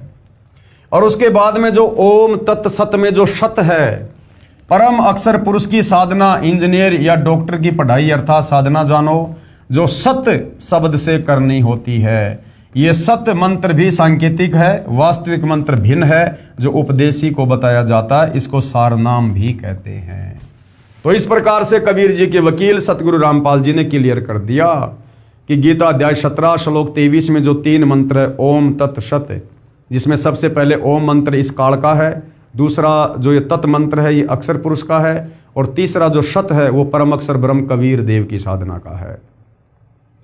तो ये जो ब्रह्मा विष्णु महेश की जो साधना है, ये तो 5वीं कक्षा तक की पढ़ाई है। यानी शुरुआत में परमात्मा इनके मंत्र देकर इनका जो ऋण हमारे ऊपर चढ़ा हुआ है, हम इस काल के लोक में रह रहे हैं, युगों युगों से खा रहे हैं, पी रहे हैं, हवा ले रहे हैं, सूर्य से प्रकाश ले रहे हैं, धरती से अनाज पैदा करके खा रहे हैं, हमारे बाप का थोड़ी है। हम कर्जवान हैं इस काल के, क्योंकि काल ने 21 ब्रह्मांड, ये पूरी पृथ्वी शतलोक में ये तप करके ये प्राप्त कर रखी है, तो हम इस काल के ऋणी हो रखे हैं। तो ब्रह्मा विष्णु महेश का जो कर्जा है, यानी शरीर में जो 5 जो कमल हैं जिनमें ये प्रधान देवी देवता हैं, इनका ऋण उतारने के लिए हमें शुरुआत में इन देवी देवताओं के मंत्र जाप करने के लिए दिए जाते हैं। ये इन देवी देवताओं की पूजा नहीं है, ये इनकी साधना है। हम मेहनत मजदूरी करेंगे तो इनका ऋण उतार पाएंगे। पूजा हमने परम अक्षर ब्रह्म की करनी है, कबीर देव की करनी है। उसके बाद में जो ये ओम नाम की जो साधना है, ये इस ब्रह्म की है, इस काल की है, क्योंकि 21 ब्रह्मांड इसी का है। इसने तप के बदले इसने ले रखा है जो है पूर्ण परमेश्वर कबीर साहिब से, तो इसका भी हमारे ऊपर ऋण चढ़ा हुआ है। तभी तो ये गीता अध्याय 18 श्लोक 66 में कह रहा है कि सर्वधर्मान परित्यज्य माम एकम शरणम व्रज अहम तवा सर्व पापेभ्यो मोक्षयामि मा शुच, कि अर्जुन मेरे स्तर की जितनी भी भक्ति साधना है उसका फल तू मुझे संकल्प कर दे, मैं तुझे यहाँ से मुक्त कर दूंगा। तो ओम नाम की जो कमाई है वो ओम नाम का जाप करके हम इस काल ब्रह्म को अंत में दे देंगे और इसका ऋण चूकती हो जाएगा। ये हमें यहाँ से जाने का नो ड्यू सर्टिफिकेट दे देगा। उसके बाद में जो तत् है, ओम तत् सत में जो तत् है, ये अक्षर पुरुष जो ये परब्रह्म है जिसके सात्संग ब्रह्मांड है, ये इसकी भक्ति का जाप है। क्योंकि सतलोक जाते समय हम इसके सात्संग ब्रह्मांडों को पार करते हुए जाएंगे, तो ये उसका अपना टोल टैक्स लेगा। और उसके बाद में जो सत है, ओम तत् सत में जो सत है, ये जो सत शब्द है ये सांकेतिक है। इसका वास्तविक मंत्र सतगुरु रामपाल जी के पास है, वे उपदेशी को प्रदान करते हैं। तो जो सत शब्द है उसको सार नाम कहते हैं, और उस सत शब्द की साधना से फिर हमारा सतलोक में पूर्ण वास हो जाता है। तो इस प्रकार से सतगुरु रामपाल जी ने बताया कि सार नाम के मंत्र में यानी परम अक्षर ब्रह्म की साधना में ओम मंत्र साथ में क्यों जाप किया जाता है, क्योंकि जब तक हम इस काल के लोक में रहेंगे, भक्ति साधना करेंगे, तो ओम नाम का जाप करने से इसका कोई ऋण हमारे ऊपर नहीं चढ़ेगा और अंत समय में आसानी से ये हमें यहाँ से बाहर जाने का रास्ता दे देगा। इसलिए अकेले ब्रह्म के नाम ओम से पूर्ण मोक्ष प्राप्त नहीं हो सकता। ओम नाम का जाप ब्रह्म का है, इसकी साधना से ब्रह्म लोक प्राप्त होता है, जिसके विषय में गीता अध्याय 8 श्लोक 16 में कहा है कि ब्रह्म लोक में गए साधक भी पुनर्जन्म को प्राप्त होते हैं, अर्थात जन्म और मरण में है। पुनर्जन्म है तो पूर्ण मोक्ष नहीं हुआ। जो गीता अध्याय 15 श्लोक 4 में कहा है कि परमात्मा के उस परम पद की खोज करनी चाहिए जहां जाने के बाद साधक यानी भगत कभी लौटकर पुनर्जन्म में नहीं आता। वह पूर्ण मोक्ष पूर्ण गुरु से शास्त्र अनुकूल भक्ति प्राप्त करके ही संभव है, और वर्तमान में वो पूर्ण गुरु तत्वदर्शी संत धरती पर सतगुरु रामपाल जी हैं। इनके अलावा ये गीता अध्याय 17 श्लोक 23 में जो पूर्ण ब्रह्म परमेश्वर की भक्ति का मंत्र है ओम तत्सत, इसको देने का अधिकारी गुरु नहीं है। यदि आप मनमुखी होकर इन मंत्रों का जाप करोगे तो भी आप मोक्ष प्राप्त नहीं कर पाओगे। विश्व में वर्तमान में मेरे यानी सतगुरु रामपाल जी के अतिरिक्त किसी के पास नहीं है। जो ओम तत्सत का सुमरण करते हैं वे ब्रह्मलोक में ओम नाम का प्रतिफल ही प्राप्त करते हैं। जो व्यक्ति मनमुखी रूप से गीता अध्याय 17 श्लोक 23 को पढ़कर ओम तत्सत इस प्रकार का जाप करते हैं, वो पूर्ण मोक्ष प्राप्त नहीं कर पाते। वो ओम तत्सत में केवल ओम नाम की भक्ति का ही फायदा उठा पाएंगे, और ओम नाम से वो कहाँ जाएंगे? ब्रह्मलोक में। और ब्रह्मलोक में जाने के बाद साधक फिर लौटकर जन्म और मरण में। तो ओम तत् सत, ये तत् और सत ये सांकेतिक शब्द हैं। वास्तविक मंत्र इनके पीछे क्या हैं वो तत्वदर्शी संत ही बताएगा, यानी सतगुरु रामपाल जी ही बताते हैं। इसके सुमरण की जो कमाई है वो ब्रह्म को दे देते हैं, जिसके बदले में ये काल ब्रह्म साधक को पाप मुक्त कर देता है।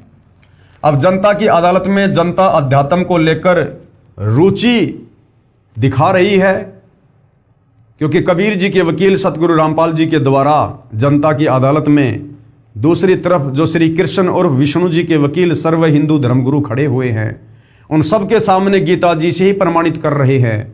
तो जनता की रुचि अध्यात्म को लेकर बढ़ रही है और जनता आगे से आगे आत्म कल्याण की दृष्टि से प्रश्न कर रही है। तो अगला प्रश्न क्या है? प्रश्न नंबर 14, परमात्मा एक है या अनेक है, और किस प्रभु की भक्ति करें? कि अब हमें यह बताओ कि भगवान एक हैं, दो हैं, तीन हैं, चार हैं, क्योंकि गीता जी में तो बहुत सारे भगवान हो गए। गीता अध्याय 15 श्लोक 16 में 2 भगवान हैं, क्षर पुरुष और अक्षर पुरुष। फिर गीता अध्याय 15 श्लोक नंबर 17 में कहा कि इनसे भी उत्तम परमेश्वर तो कोई और ही है, जो तीनों लोकों में प्रवेश करके सबका धरण पोषण करता है, वही वास्तव में अविनाशी है। तो जनता कह रही है कि हमें ये क्लियर करके बताओ कि हमारे धर्मशास्त्रों में भगवान एक हैं या अनेक हैं, और हमने किस भगवान की पूजा करनी चाहिए जिससे हमें परम गति मिले, हमें परम शांति मिले, जन्म मरण हमारा खत्म हो। तो सतगुरु रामपाल जी क्या कह रहे हैं? उत्तर, कुल का मालिक एक है और उसी की भक्ति करो। संत गरीबदास जी ने कहा है, भजन करो उस रब का जो दाता है कुल सब का। यानी उस परमेश्वर का भजन करो जो पूरे संसार का मालिक है, जो कुल का मालिक है, सबका जनक है। संत गरीबदास जी के ग्रंथ से राग आश्वरी शब्द नंबर 66 में बताया है, भजन करो उस रब का जो दाता है कुल सब का। भजन करो उस रब का जो दाता है कुल सब का।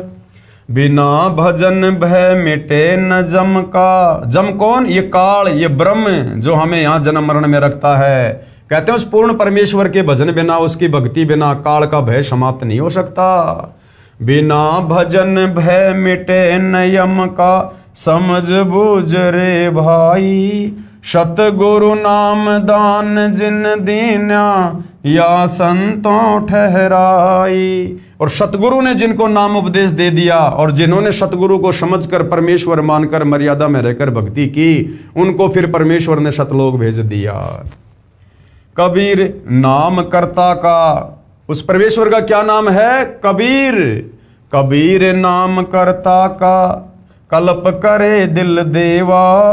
सुमरण करे सुरत से लापे, पावे हरिपद सेवा।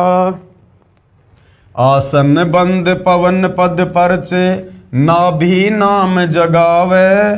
त्रिकुटी कमल में पदम झलके, जासे ध्यान लगावे। सब सुख भुगता जीवत मुक्ता, दुखदारी दर दूरी। ज्ञान ध्यान गलतान हरि पद, जो कुरंग कस्तूरी। गज मोती हस्ती के मस्तिक, उन्मुन रहे दीवाना। खाए न पीवे मंगल घूमे, आठ बकत गलताना। यानी उस कबीर परमेश्वर परम अक्षर ब्रह्म की भक्ति मिलने के बाद, उसके बाद में ये जीव आत्मा इतनी मगन हो जाती है, ये इतनी मुस्ताक हो जाती है कि फिर इसे उस परमेश्वर के अलावा, सतलोक के अलावा कुछ भी नहीं सूझता है। ऐसे तत्पद के अधिकारी, पलख अलख से जोरे। तन मन धन सब अर्पण कर ही, नेक न माथा मोरे। बिन ही रसना नाम चलत है, निर्वाणी से नेहा। गरीबदास भोडल में दीपक, छानी नहीं सनेहा। इसका सरलार्थ किया है पूज्य गुरुदेव भगवान ने। सरलार्थ,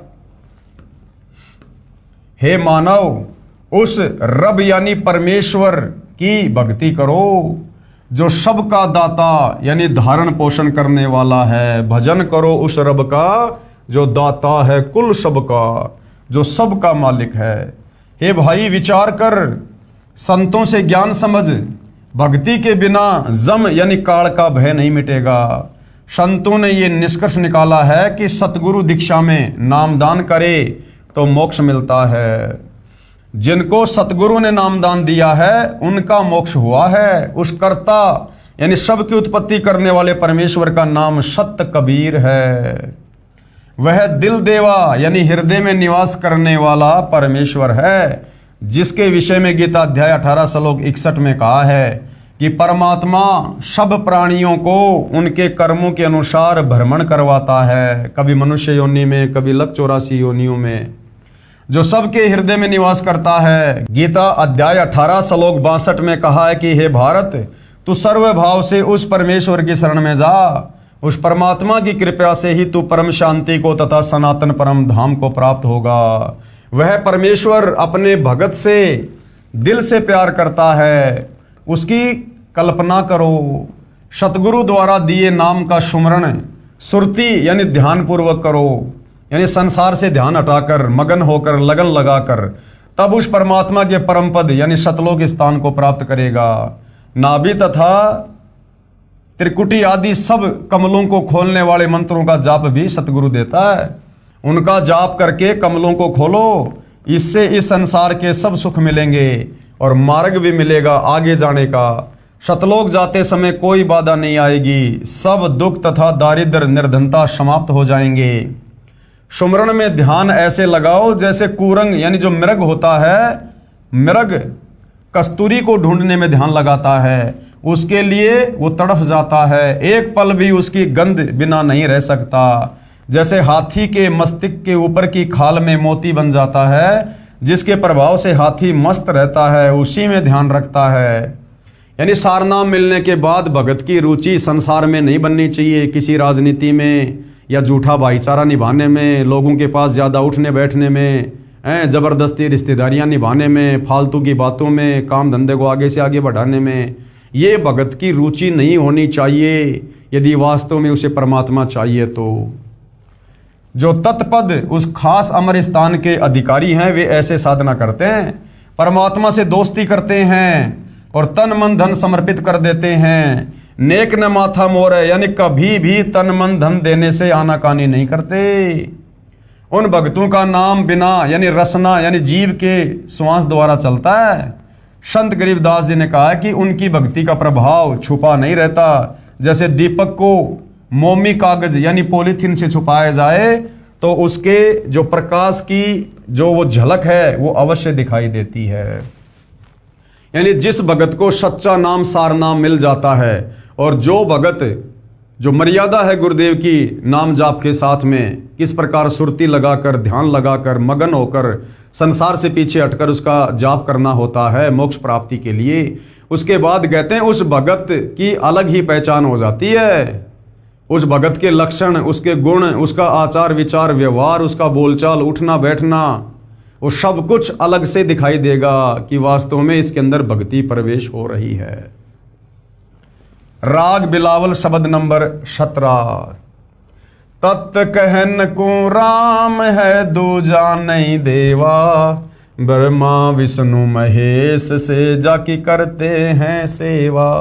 तत् कहन को राम है, वास्तव में परमात्मा कहने को तो कबीर भगवान है, जिसकी ब्रह्मा विष्णु महेश जैसे भी भक्ति साधना करते हैं। तत् कहन को राम है दूजा नहीं देवा, ब्रह्मा विष्णु महेश से जाकी करते हैं सेवा। जप तप तीर्थ थोतरे जाकी क्या आशा, कोटि यज्ञ पुण्य दान से जन्म कटे नहीं फाशा। ये जप तप तीर्थ थोतरे ये तो खोखले हैं, थोते हैं। कौन से जप तप? ये काल लोक तक की साधना के ये मनमुखी मंत्र जो हमारे धर्मगुरु दे रहे हैं, जो हमें कहते हैं कि बद्रीनाथ जाओ, जगन्नाथ जाओ, केदारनाथ जाओ, हरिद्वार जाओ, ये व्रत कर लो, तीर्थ कर लो। जो शास्त्र विरुद्ध साधना के अंतर्गत जप तीर्थ आते हैं वो सब बेकार हैं, व्यर्थ हैं। इनकी हमें कोई आशा नहीं करनी चाहिए कि हमें मुक्ति प्रदान कर देंगे। जप तप तीर्थ थोतरे जाकी क्या आशा, कोट यज्ञ पुण्य दान से जम कट नहीं फांसा। यहाँ देन वहाँ लेन है यो मिटे न झगड़ा, वहाँ बिना पंथ की बाट है पावे को दगड़ा। बिन इच्छा जो देत है सो दान कहावे, फल बाचे नहीं तास का अमरापुर जावे। यानी भगत यदि अपने गुरु को दान करता है तो निष्काम भाव से दान करना चाहिए। उस दान के प्रतिफल में यहाँ का कोई भी सुख नहीं मांगना चाहिए।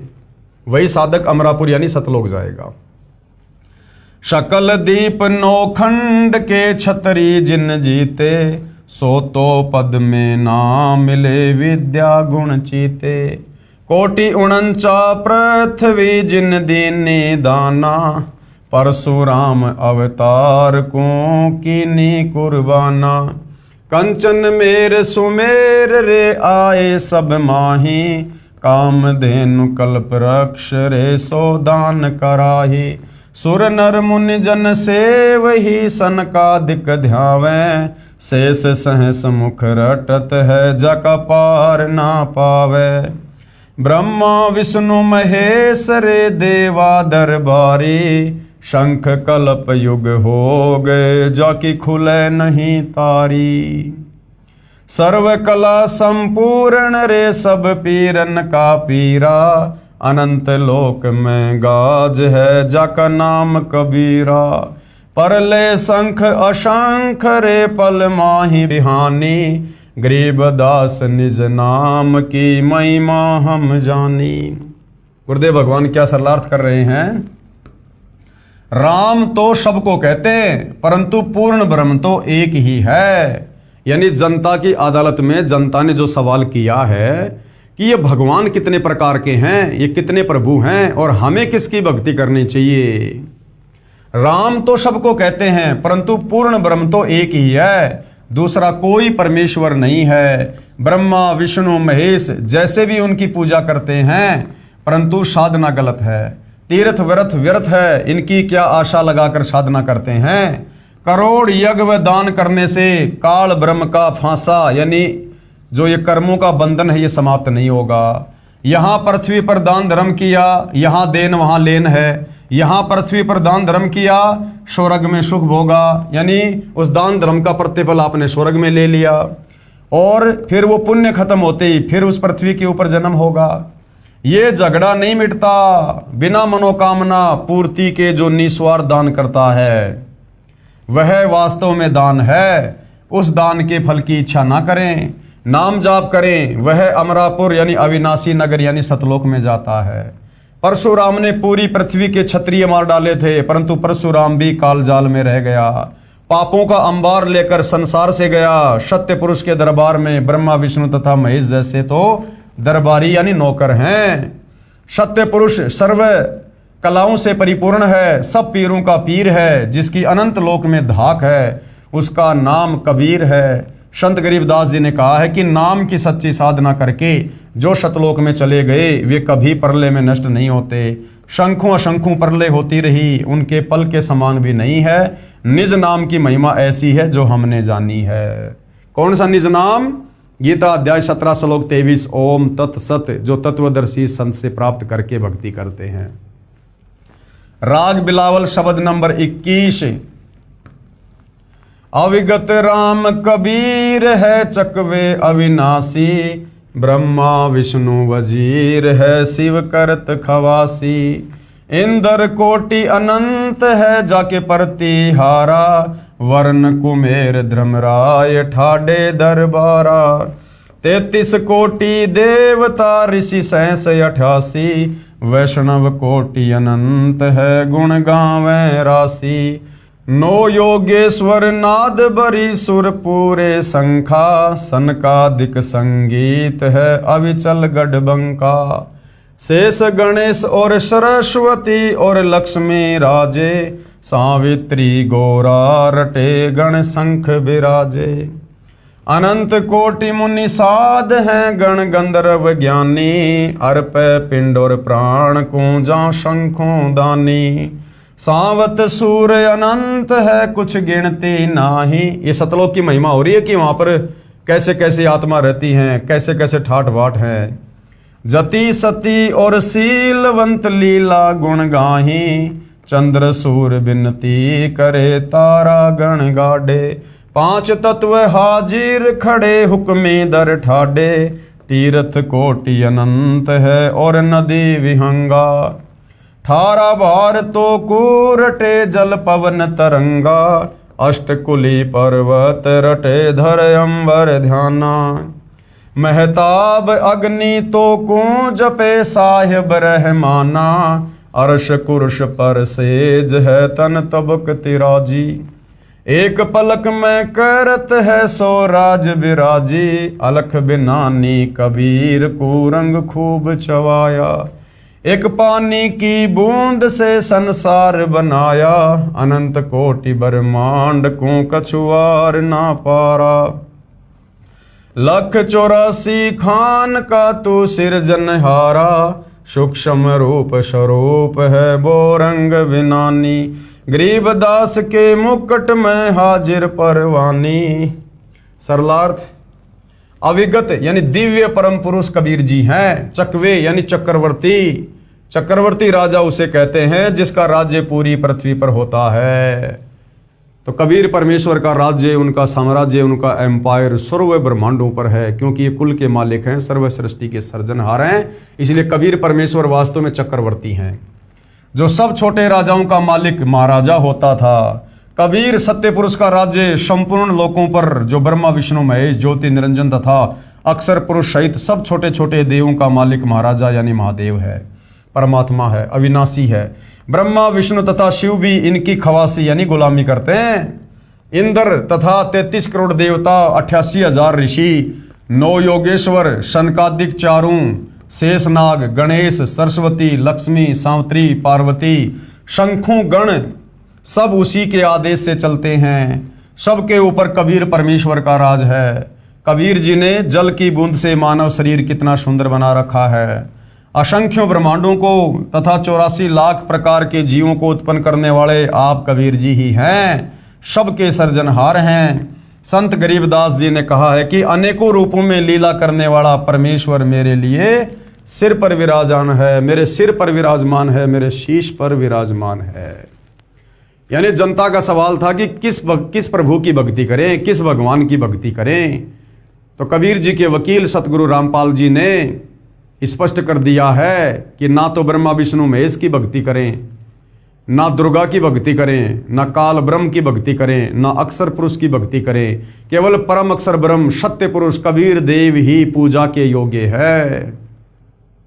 और तत्वदर्शी संत जो भक्ति साधना सत्य पुरुष कबीर की बताएगा, उसमें इन समस्त देवी देवताओं की, इन सब की भक्ति शामिल होगी। तो तत्वदर्शी संत के बताए अनुसार भक्ति साधना करने से जीवात्मा का पूर्ण मोक्ष होगा। अब मामला जनता की अदालत में है। आगे जनता ने अध्यात्म में रुचि रखते हुए और क्या कुछ कबीर जी के वकील सतगुरु रामपाल जी से पूछना चाहा है। प्रश्न नंबर 15, वह परमात्मा कौन है जो कुल का मालिक है, कहाँ प्रमाण है। हालांकि बहुत सारी बातें उस कुल मालिक के विषय में प्रमाणित कर दी गई हैं, लेकिन फिर भी भाई और बहनों, ये अज्ञानता का गहरा रंग सदियों से हम साधकों के ऊपर चढ़ा हुआ है। इसलिए बार बार उनकी जो शंकाएं हैं उनके बार बार ही जवाब देने पड़ेंगे। तो जनता पूछ रही है कि वो परमात्मा कौन है जो कुल का मालिक है, यानी सारी सृष्टि का मालिक है, इसका प्रमाण कहाँ है।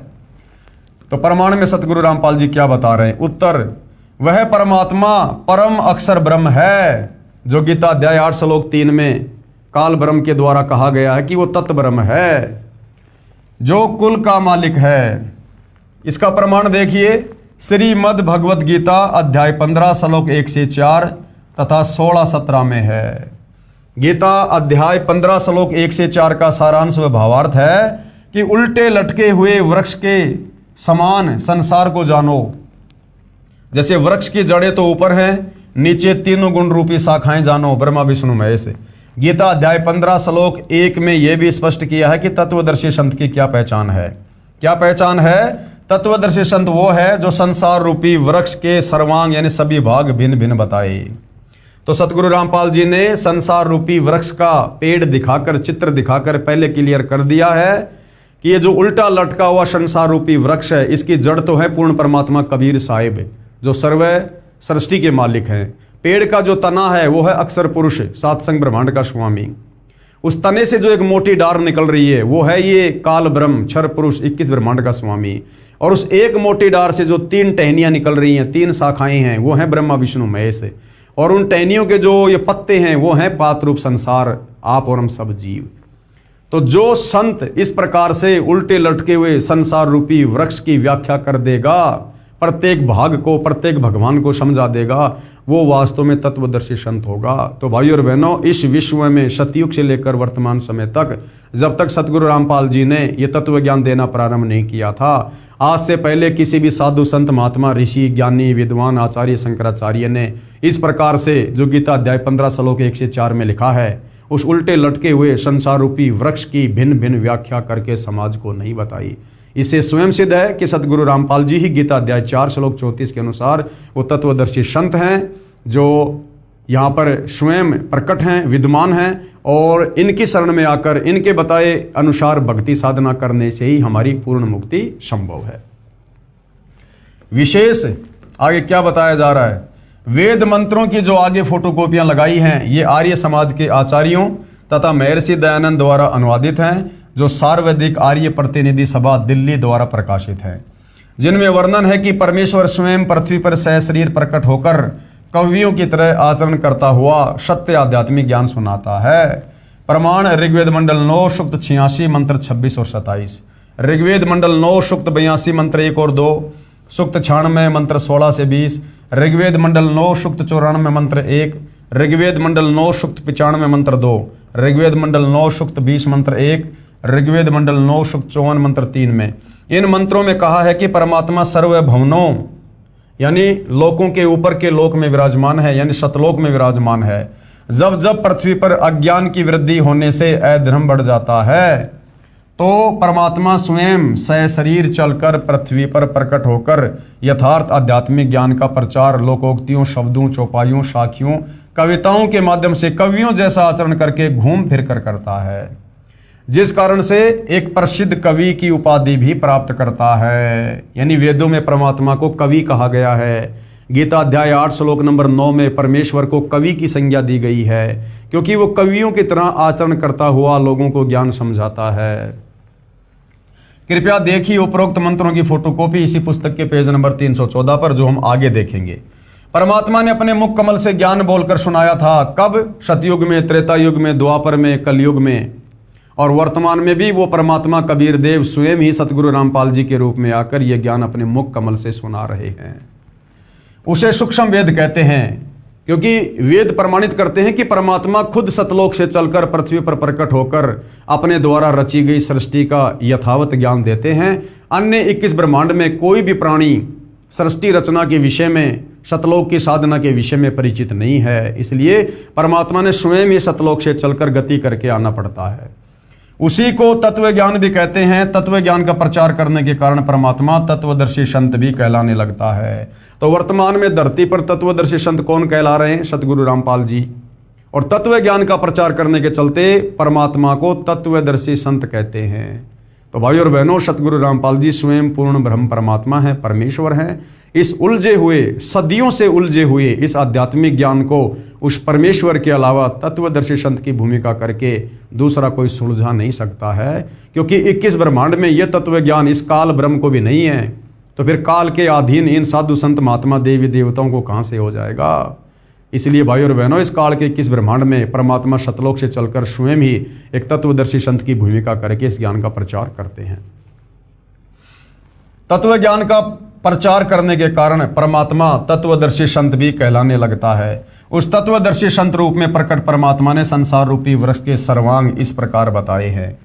यानी 650 साल पहले जब कबीर परमेश्वर जी आए थे, उन्होंने अपनी साधारण भाषा में किस प्रकार से हमें यही सृष्टि रचना का ज्ञान समझाया था, जिसका ये प्रमाण समर्थन आज हमारे सर्व धर्म ग्रंथ भी कर रहे हैं। कबीर अक्सर पुरुष एक पेड़ है, यानी जो संसार रूपी उल्टा लटका हुआ वृक्ष है, उसका जो बाहर का जो तना है, जो बाहरी हिस्सा है, मोटा तना जिसको पेड़ कहते हैं, वो अक्सर पुरुष है, सातसंग ब्रह्मांड का स्वामी है। क्योंकि जड़ें तो गुप्त रहती हैं, जड़ें तो जमीन के अंदर रहती हैं, उनको तो खोद कर ही देखा जा सकता है। इसी प्रकार जो कबीर परमात्मा है वो गुप्त है, संसार रूपी वृक्ष की जड़ है, उसकी साधना यहाँ किसी के पास नहीं है, केवल तत्वदर्शी संत से उपदेश लेकर ही उसके दर्शन किए जा सकते हैं। तो संसार रूपी वृक्ष जो उल्टा लटका हुआ है, यानी संसार की रचना ये किस प्रकार से है? उल्टा लटका हुआ संसार रूपी वृक्ष है। ऊपर को जड़, यानी ऊपर को जड़ यानी ऊपर के चारों अजर अविनाशी लोक, सतलोक, अगमलोक, अलखलोक और अनामी लोक, ये है जड़ संसार रूपी पेड़ की। ये चारों जो ये लोक हैं ये अजरो अमर हैं, अविनाशी हैं, ये नष्ट नहीं होते। जिस प्रकार पेड़ की जो जड़ होती हैं वो स्थिर होती हैं, डगमग नहीं होती, वो पेड़ भले हिल जाए लेकिन जड़ें बिल्कुल स्थिर रहती हैं। इसी प्रकार ऊपर के चारों लोक स्थिर हैं, वो कभी भी प्रलय में नहीं आते हैं, वो कभी भी नष्ट नहीं आते, वो अविनाशी हैं। तो अक्सर पुरुष एक पेड़ है, जड़ से बाहर जो पेड़ है, मोटा जो तना है, वो फिर क्या है? यानी सतलोक से नीचे फिर सृष्टि में क्या है? अक्सर पुरुष के सातसंग ब्रह्मांड है, सतलोक से नीचे। तो अक्सर पुरुष एक वृक्ष है, और क्षर पुरुष वा की डार, ये जो क्षर पुरुष है, काल, ज्योति निरंजन, ये अक्षर पुरुष के नीचे इसके लोक हैं। यानी उस पेड़ के उस तने से जो एक और मोटी डार निकलती है वो है काल के 21 ब्रह्मांड, क्योंकि अक्षर पुरुष के लोक से नीचे फिर काल के 21 ब्रह्मांड हैं। और काल के 21 ब्रह्मांड से नीचे यानी उस पेड़ की जो टहनी है, टहनी के जो 3 शाखाएं होती हैं वो हैं ब्रह्मा विष्णु महेश। यानी काल से नीचे फिर ब्रह्मा विष्णु महेश हैं, और ब्रह्मा विष्णु महेश से नीचे जो पात रूप संसार है, जो पत्ते हैं उस पेड़ के, वो आप और हम संसार के सभी जीव हैं। तो इस प्रकार से ये संसार रूपी उल्टा लटका हुआ वृक्ष है, जिसकी व्याख्या कबीर परमेश्वर ने अपनी साधारण भाषा में आज से 650 साल पहले कबीर वाणी के माध्यम से की थी। अक्षर पुरुष एक पेड़ है, क्षर पुरुष वा की डार, और तीनों देवा शाखा है, पात रूप संसार। यानी सबसे ऊपर है कबीर भगवान, उससे नीचे है फिर अक्षर पुरुष के सात्संग ब्रह्मांड, उससे नीचे है काल के 21 ब्रह्मांड, उससे नीचे है ब्रह्मा विष्णु महेश के लोक, और फिर नीचे हम सभी प्राणी। इस प्रकार से ये संसार की रचना है। क्या बताया गया है? भावार्थ, वृक्ष का जो हिस्सा जो पृथ्वी से बाहर दिखाई देता है उसको कहते हैं तना।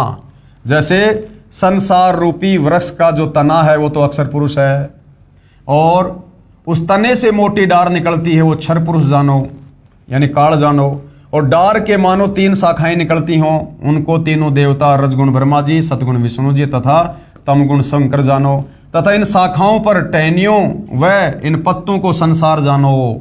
इस प्रकार संसार रूपी वृक्ष के उपरोक्त भाग जो पृथ्वी से बाहर दिखाई देते हैं, मूल जड़ें जमीन के अंदर हैं, जिनसे वृक्ष के सर्वांगों का पोषण होता है। गीता अध्याय 15 श्लोक 16-17 में 3 पुरुष कहे हैं।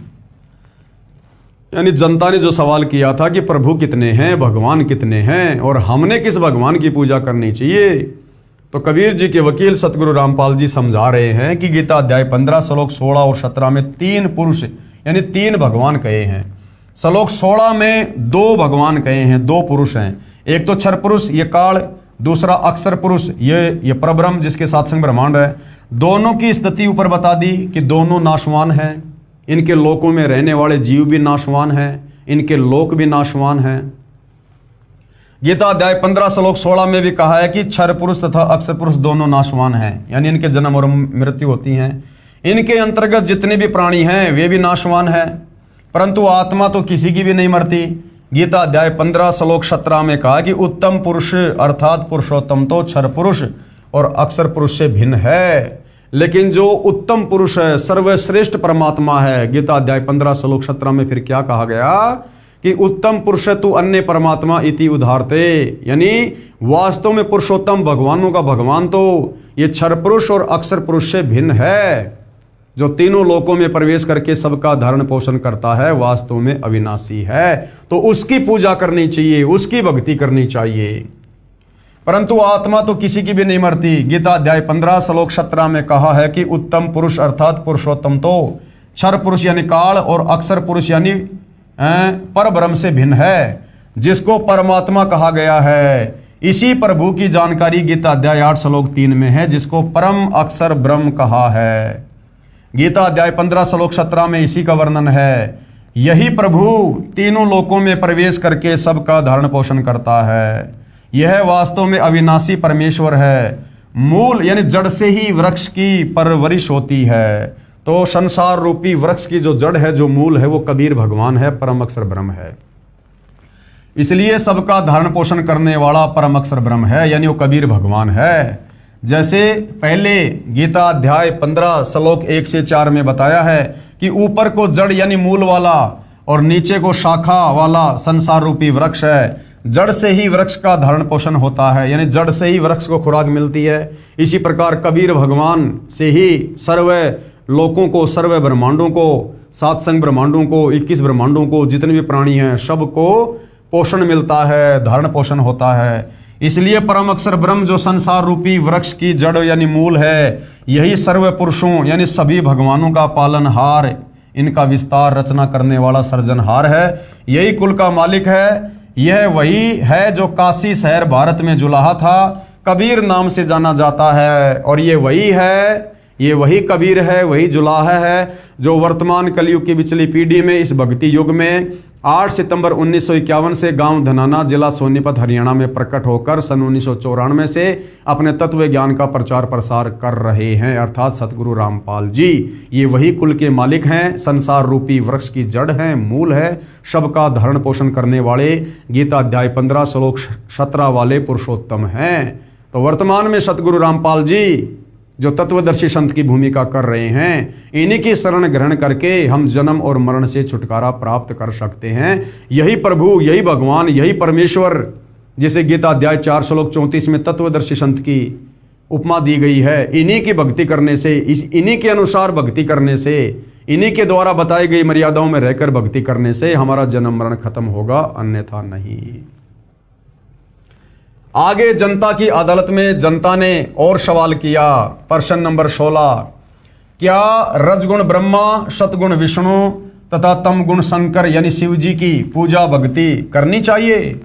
अब जनता को धीरे धीरे यह भी समझ में आ गया कि गीता अध्याय 7 श्लोक नंबर 12 से 15 में जो 3 गुण हैं, रज, सत और तम, जिनकी भक्ति करने के लिए इस काल ब्रह्म ने मना किया है, और रज, तम और सत, इनकी भक्ति करने वालों को गीता ज्ञानदाता ने 4 गालियां दी है कि राक्षस स्वभाव को धारण किए हुए मनुष्यों में नीच, दूषित कर्म करने वाले मूर्ख मुझको भी नहीं बसते। तो अब जनता को ये तो समझ में आ गया कि वो रज, सत और तम क्या है। ये मार्कंडेय पुराण से सतगुरु रामपाल जी ने क्लियर कर दिया था कि रजगुण ब्रह्मा जी हैं, सतगुण विष्णु जी हैं और तम गुण शंकर जी हैं। यही तीनों गुण हैं और यही तीनों देवता हैं। तो जनता की अदालत में जनता को समझ में आ गया, इसलिए जनता खुद ही इन भगवानों के नाम के साथ में इन गुणों को यूज कर रही है। और क्या सवाल किया है, क्या रजगुण ब्रह्मा, सतगुण विष्णु तथा तम गुण शंकर यानी शिव की पूजा भक्ति करनी चाहिए? तो कबीर जी के वकील सतगुरु रामपाल जी कह रहे हैं बिल्कुल नहीं करनी चाहिए, भूल के भी नहीं करनी चाहिए। तो फिर जनता ने सवाल किया, प्रश्न 17, कहां प्रमाण है कि रजगुण ब्रह्मा, सतगुण विष्णु तथा तम गुण शंकर की पूजा भक्ति नहीं करनी चाहिए? तो वो गीता अध्याय 7 श्लोक नंबर 12 से 15 और 20 से 23, जिसमें काल ब्रह्म ने बिल्कुल क्लियर कर रखा है कि ब्रह्मा विष्णु महेश की भक्ति नहीं करनी चाहिए। उत्तर, श्रीमद् भगवत गीता अध्याय 7 श्लोक 12 से 15, 20 से 23 तथा गीता अध्याय 9 श्लोक 23-24, गीता अध्याय 7 श्लोक 12 से 15 में प्रमाण है कि जो व्यक्ति यानी जो भगत रजगुण ब्रह्मा, सतगुण विष्णु तथा तम गुण शिव की भक्ति करते हैं, वे राक्षस स्वभाव को धारण किए हुए मनुष्यों में नीच, दूषित कर्म करने वाले मूर्ख मुझे भी नहीं बसते। यह प्रमाण गीता अध्याय 7 श्लोक 12 से 15 में है। फिर गीता अध्याय 7 के श्लोक 20 और 23 तथा गीता अध्याय 9 श्लोक 23-24 में यही कहा है, और क्षर पुरुष, अक्षर पुरुष तथा परम अक्षर पुरुष, जिनका गीता अध्याय 15 श्लोक 16-17 में जिक्र है इन तीनों भगवानों का, और क्षर पुरुष, अक्षर पुरुष तथा परम अक्षर पुरुष गीता अध्याय 15 श्लोक 16-17 में जिनका वर्णन है, इनको छोड़कर श्री ब्रह्मा, श्री विष्णु तथा श्री शिव जी अन्य देवताओं में गिने जाते हैं। इन दोनों अध्यायों गीता अध्याय 7 तथा अध्याय 9 में ऊपर लिखे श्लोकों में गीता ज्ञानदाता ने कहा है कि जो साधक जिस भी मकसद को लेकर अन्य देवताओं को भजते हैं, यानी ब्रह्मा विष्णु महेश को भजते हैं, ब्रह्मा विष्णु महेश की पूजा करते हैं, वे भगवान समझकर भजते हैं, अज्ञानता में ब्रह्मा विष्णु महेश को भगवान मानकर भजते हैं, उन देवताओं को मैंने कुछ शक्ति प्रदान कर रखी है। कौन कहता है? ये काल ब्रह्म कह रहा है। और देवताओं के भजने वालों को मेरे द्वारा किए विधान के अनुसार कुछ लाभ मिलता है। यानी ब्रह्मा विष्णु महेश भी यदि उन भक्तों को थोड़ा बहुत कुछ लाभ देते हैं तो काल कह रहा है कि वो भी मेरे द्वारा विधान बनाया गया है। इससे अच्छा यदि वो सीधे मुझ ब्रह्म की भक्ति कर लें तो मैं ब्रह्मा विष्णु महेश से ज्यादा लाभ दे सकता हूं। परंतु उन देवताओं की पूजा करने वाले अल्प बुद्धि वालों का वह फल नाशवान है। यानी मंद बुद्धि कहा है ब्रह्मा विष्णु महेश की भक्ति करने वालों को। देवताओं को पूजने वाले देवताओं के लोक में जाते हैं, यानी ब्रह्मा विष्णु महेश की पूजा करने वाले ब्रह्मा विष्णु महेश के लोक में चले जाएंगे, वहां उनके नौकर बन जाएंगे, उनके गण बन जाएंगे, अपना पुण्य भोग कर फिर वापस जन्म मरण में आएंगे। और मेरे पुजारी मुझे प्राप्त होते हैं, यानी मुझ काल ब्रह्म की भक्ति करने वाले मेरे ब्रह्मलोक में आ जाते हैं। तीनों देवताओं की यानी ब्रह्मा विष्णु महेश की पूजा करने वाले कैसे कर्म करते हैं, प्रमाण के लिए पेश है कुछ उदाहरण।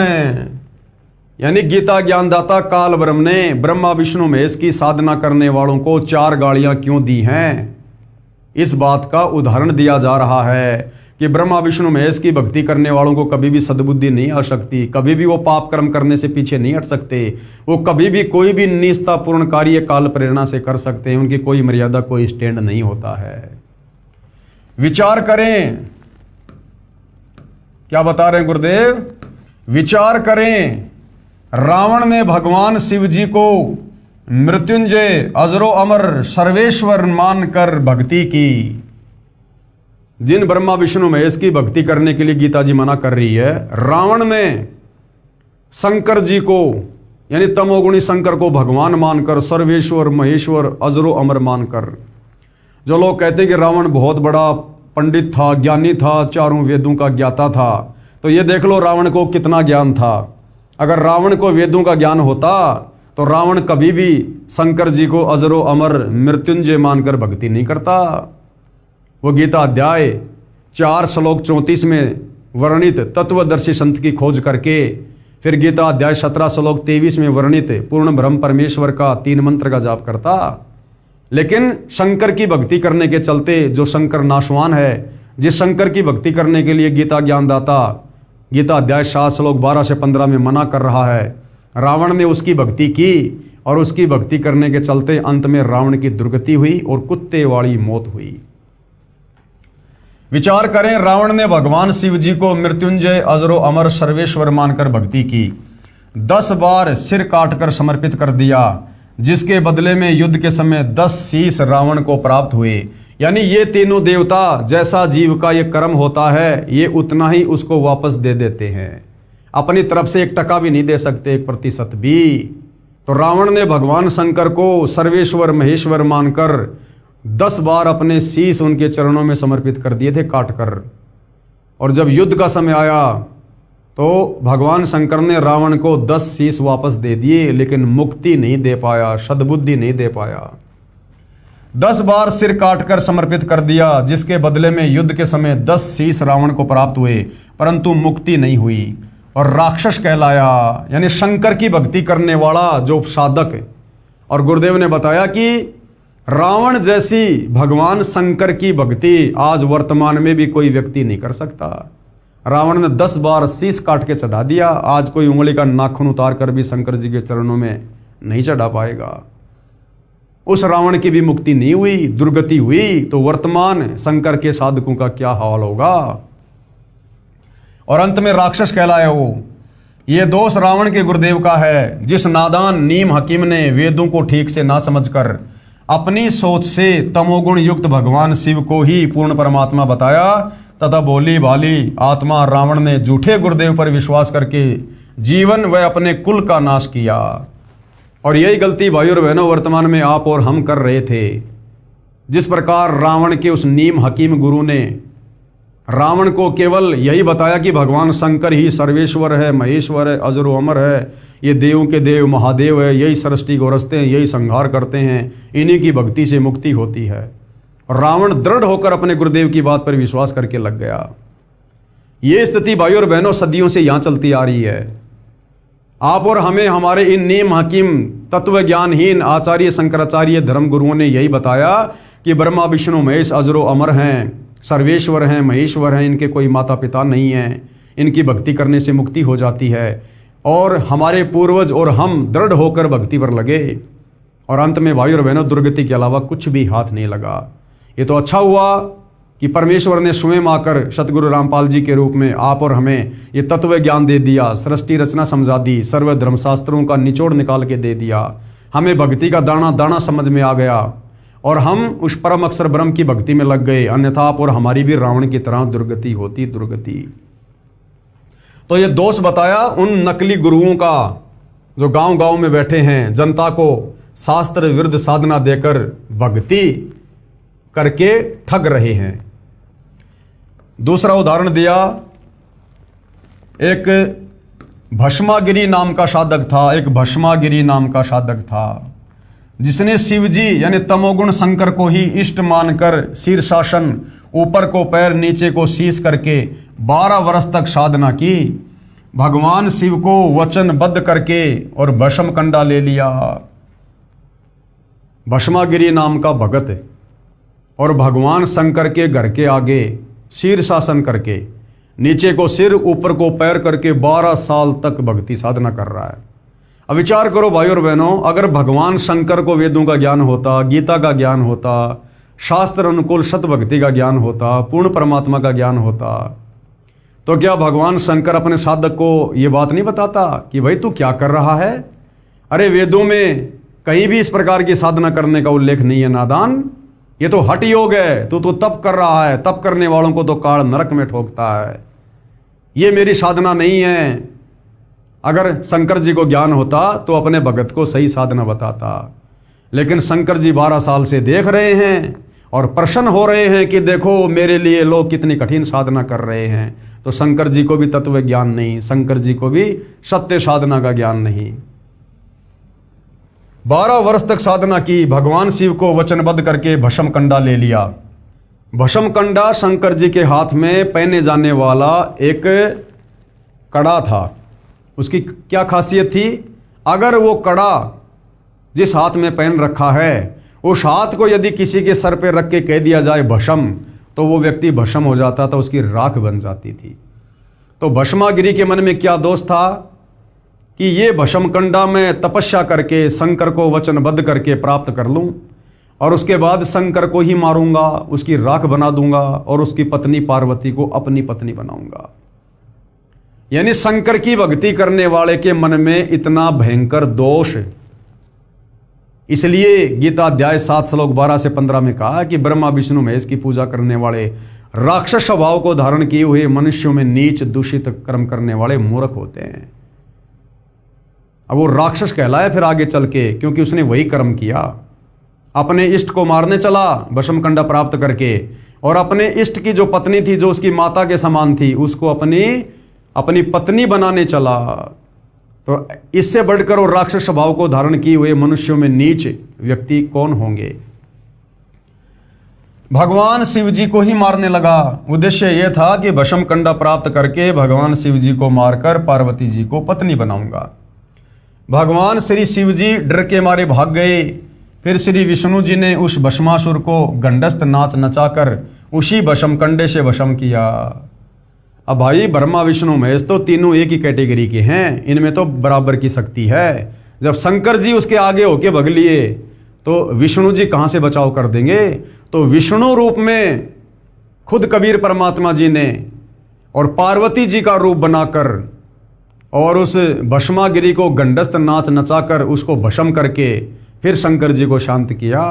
यानी जब ये तीनों देवता भी दुखी होते हैं, परेशान होते हैं, तो ये भी आत्मा से परमात्मा को याद करते हैं, और वही परमात्मा परम अक्षर ब्रह्म कबीर देव उन आत्माओं की उनके संस्कारों के अनुसार मदद करता है। फिर श्री विष्णु जी ने उस भस्मासुर को गंडस्त नाच नचाकर उसी भस्म कंडे से भस्म किया। वह शिव जी तमोगुण का साधक राक्षस कहलाया, और वो भस्मागिरी आगे चलकर क्या कहलाया? भस्मासुर, भस्मा असुर, भस्मा राक्षस। हिरण्यकशिपु ने भगवान ब्रह्मा जी रजोगुण की साधना की तथा राक्षस कहलाया। इसी प्रकार हिरण्यकशिपु ने श्री ब्रह्मा जी से वरदान प्राप्त कर लिया, ना दिन में मरूं, ना रात में मरूं, ना अस्त्र से मरूं, ना शस्त्र से, ना दानव से, ना मानव से। अपने आप को भगवान मान बैठा और अपने ही पुत्र भगत प्रहलाद का दुश्मन हो गया। अर्थात अंत में वो भी राक्षस कहलाया। खुद परमात्मा परम अक्षर ब्रह्म ने, कबीर देव जी ने और नरसिंह रूप धारण करके उसकी छाती फाड़ी और अपने भगत को बचाया। अर्थात ब्रह्मा जी की साधना करने वाला हिरण्यकशिपु भी राक्षस कहलाया। इसलिए गीता अध्याय 7 श्लोक 12 से 15 में तीनों गुण, रजगुण ब्रह्मा, सतगुण विष्णु, तमगुण शंकर की पूजा करने वालों को राक्षस की संज्ञा दी गई है। आगे तीसरा उदाहरण दिया गुरुदेव भगवान ने। एक समय आज सन 2006, क्योंकि ये पुस्तक सन 2006 में लिखी गई थी, उससे लगभग 335 साल पहले हरिद्वार में हर की पैड़ियों पर शास्त्र विधि रहित साधना करने वालों के कुंभ पर्व की परबी का संयोग हुआ। यानी ब्रह्मा विष्णु महेश इन तीनों देवताओं के भक्तों का एक नहाने का समय आया, जिसको हम कुंभ कहते हैं।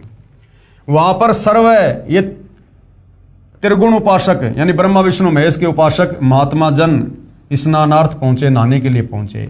गिरि पुरी नाथ नागा आदि भगवान श्री शिव जी तमोगुण के उपासक तथा वैष्णव भगवान श्री विष्णु जी शतोगुण के उपासक।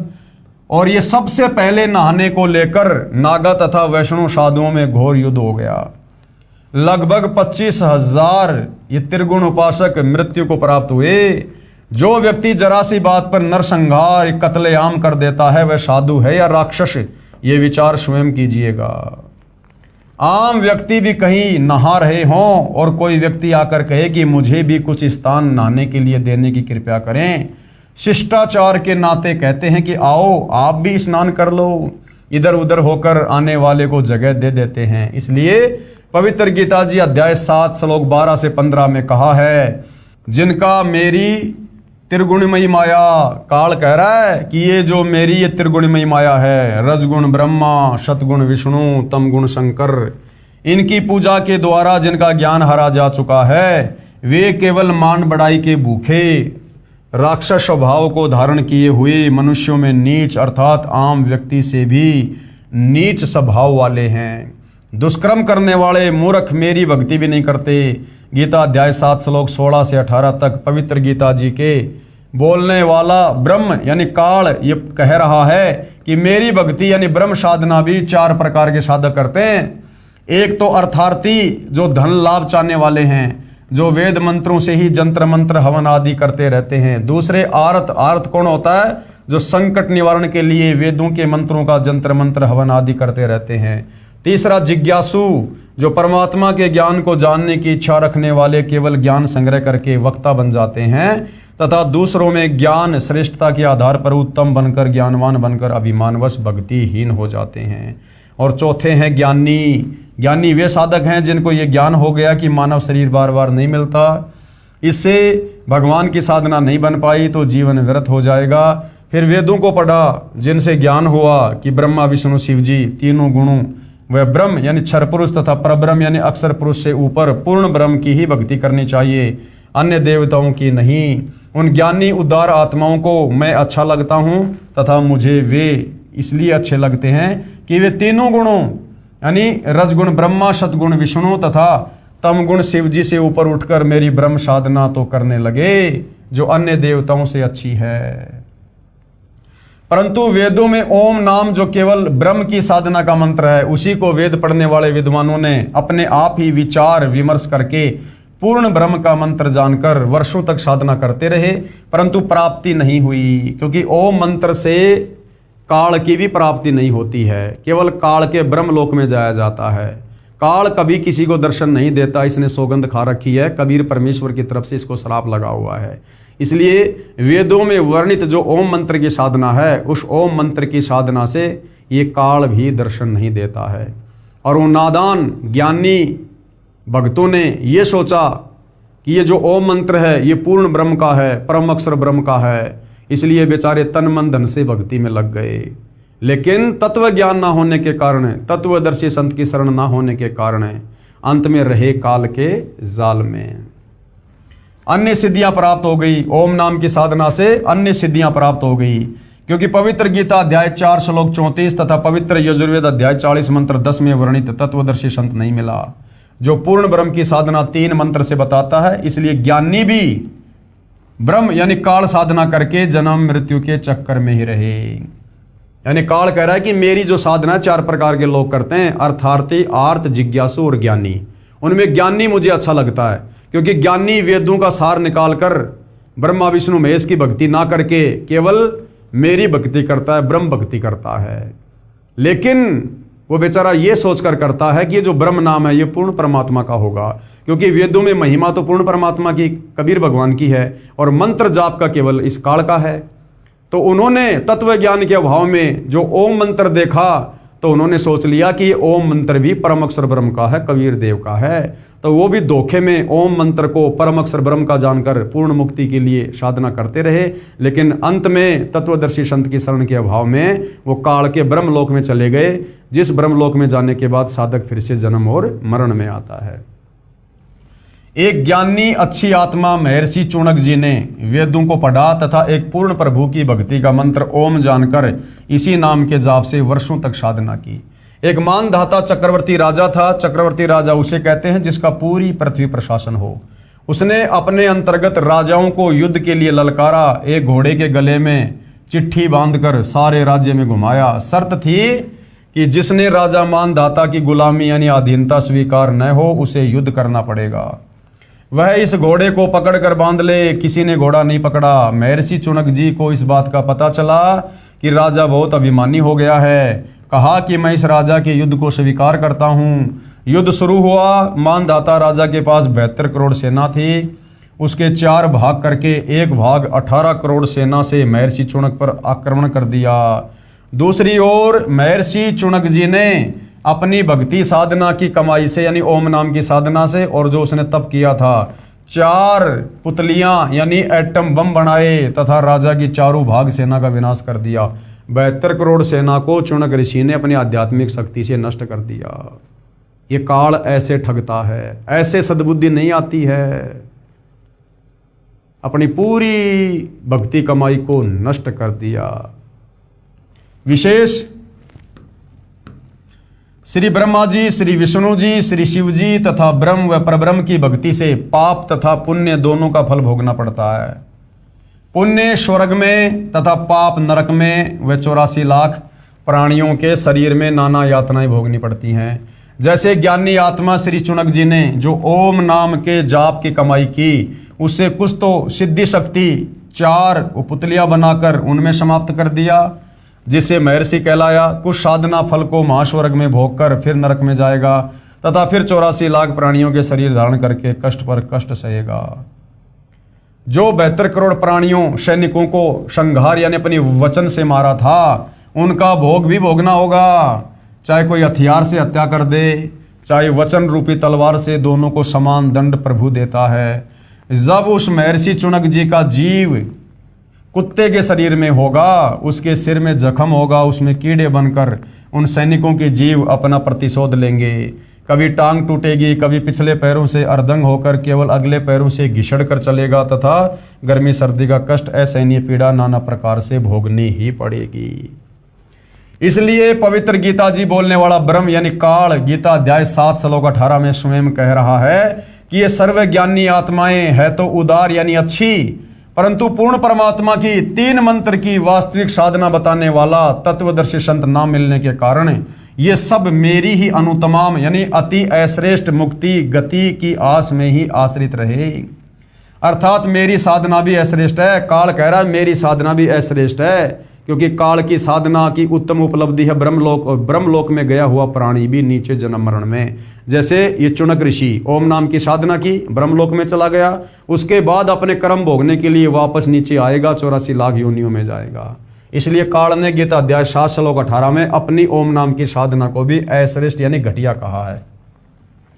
इसलिए पवित्र गीता जी अध्याय 18 श्लोक 62 में कहा कि हे अर्जुन, तू सर्व भाव से उस परमात्मा की शरण में चला जा जिसकी कृपया से ही तू परम शांति तथा सनातन परम धाम सतलोक को प्राप्त होगा।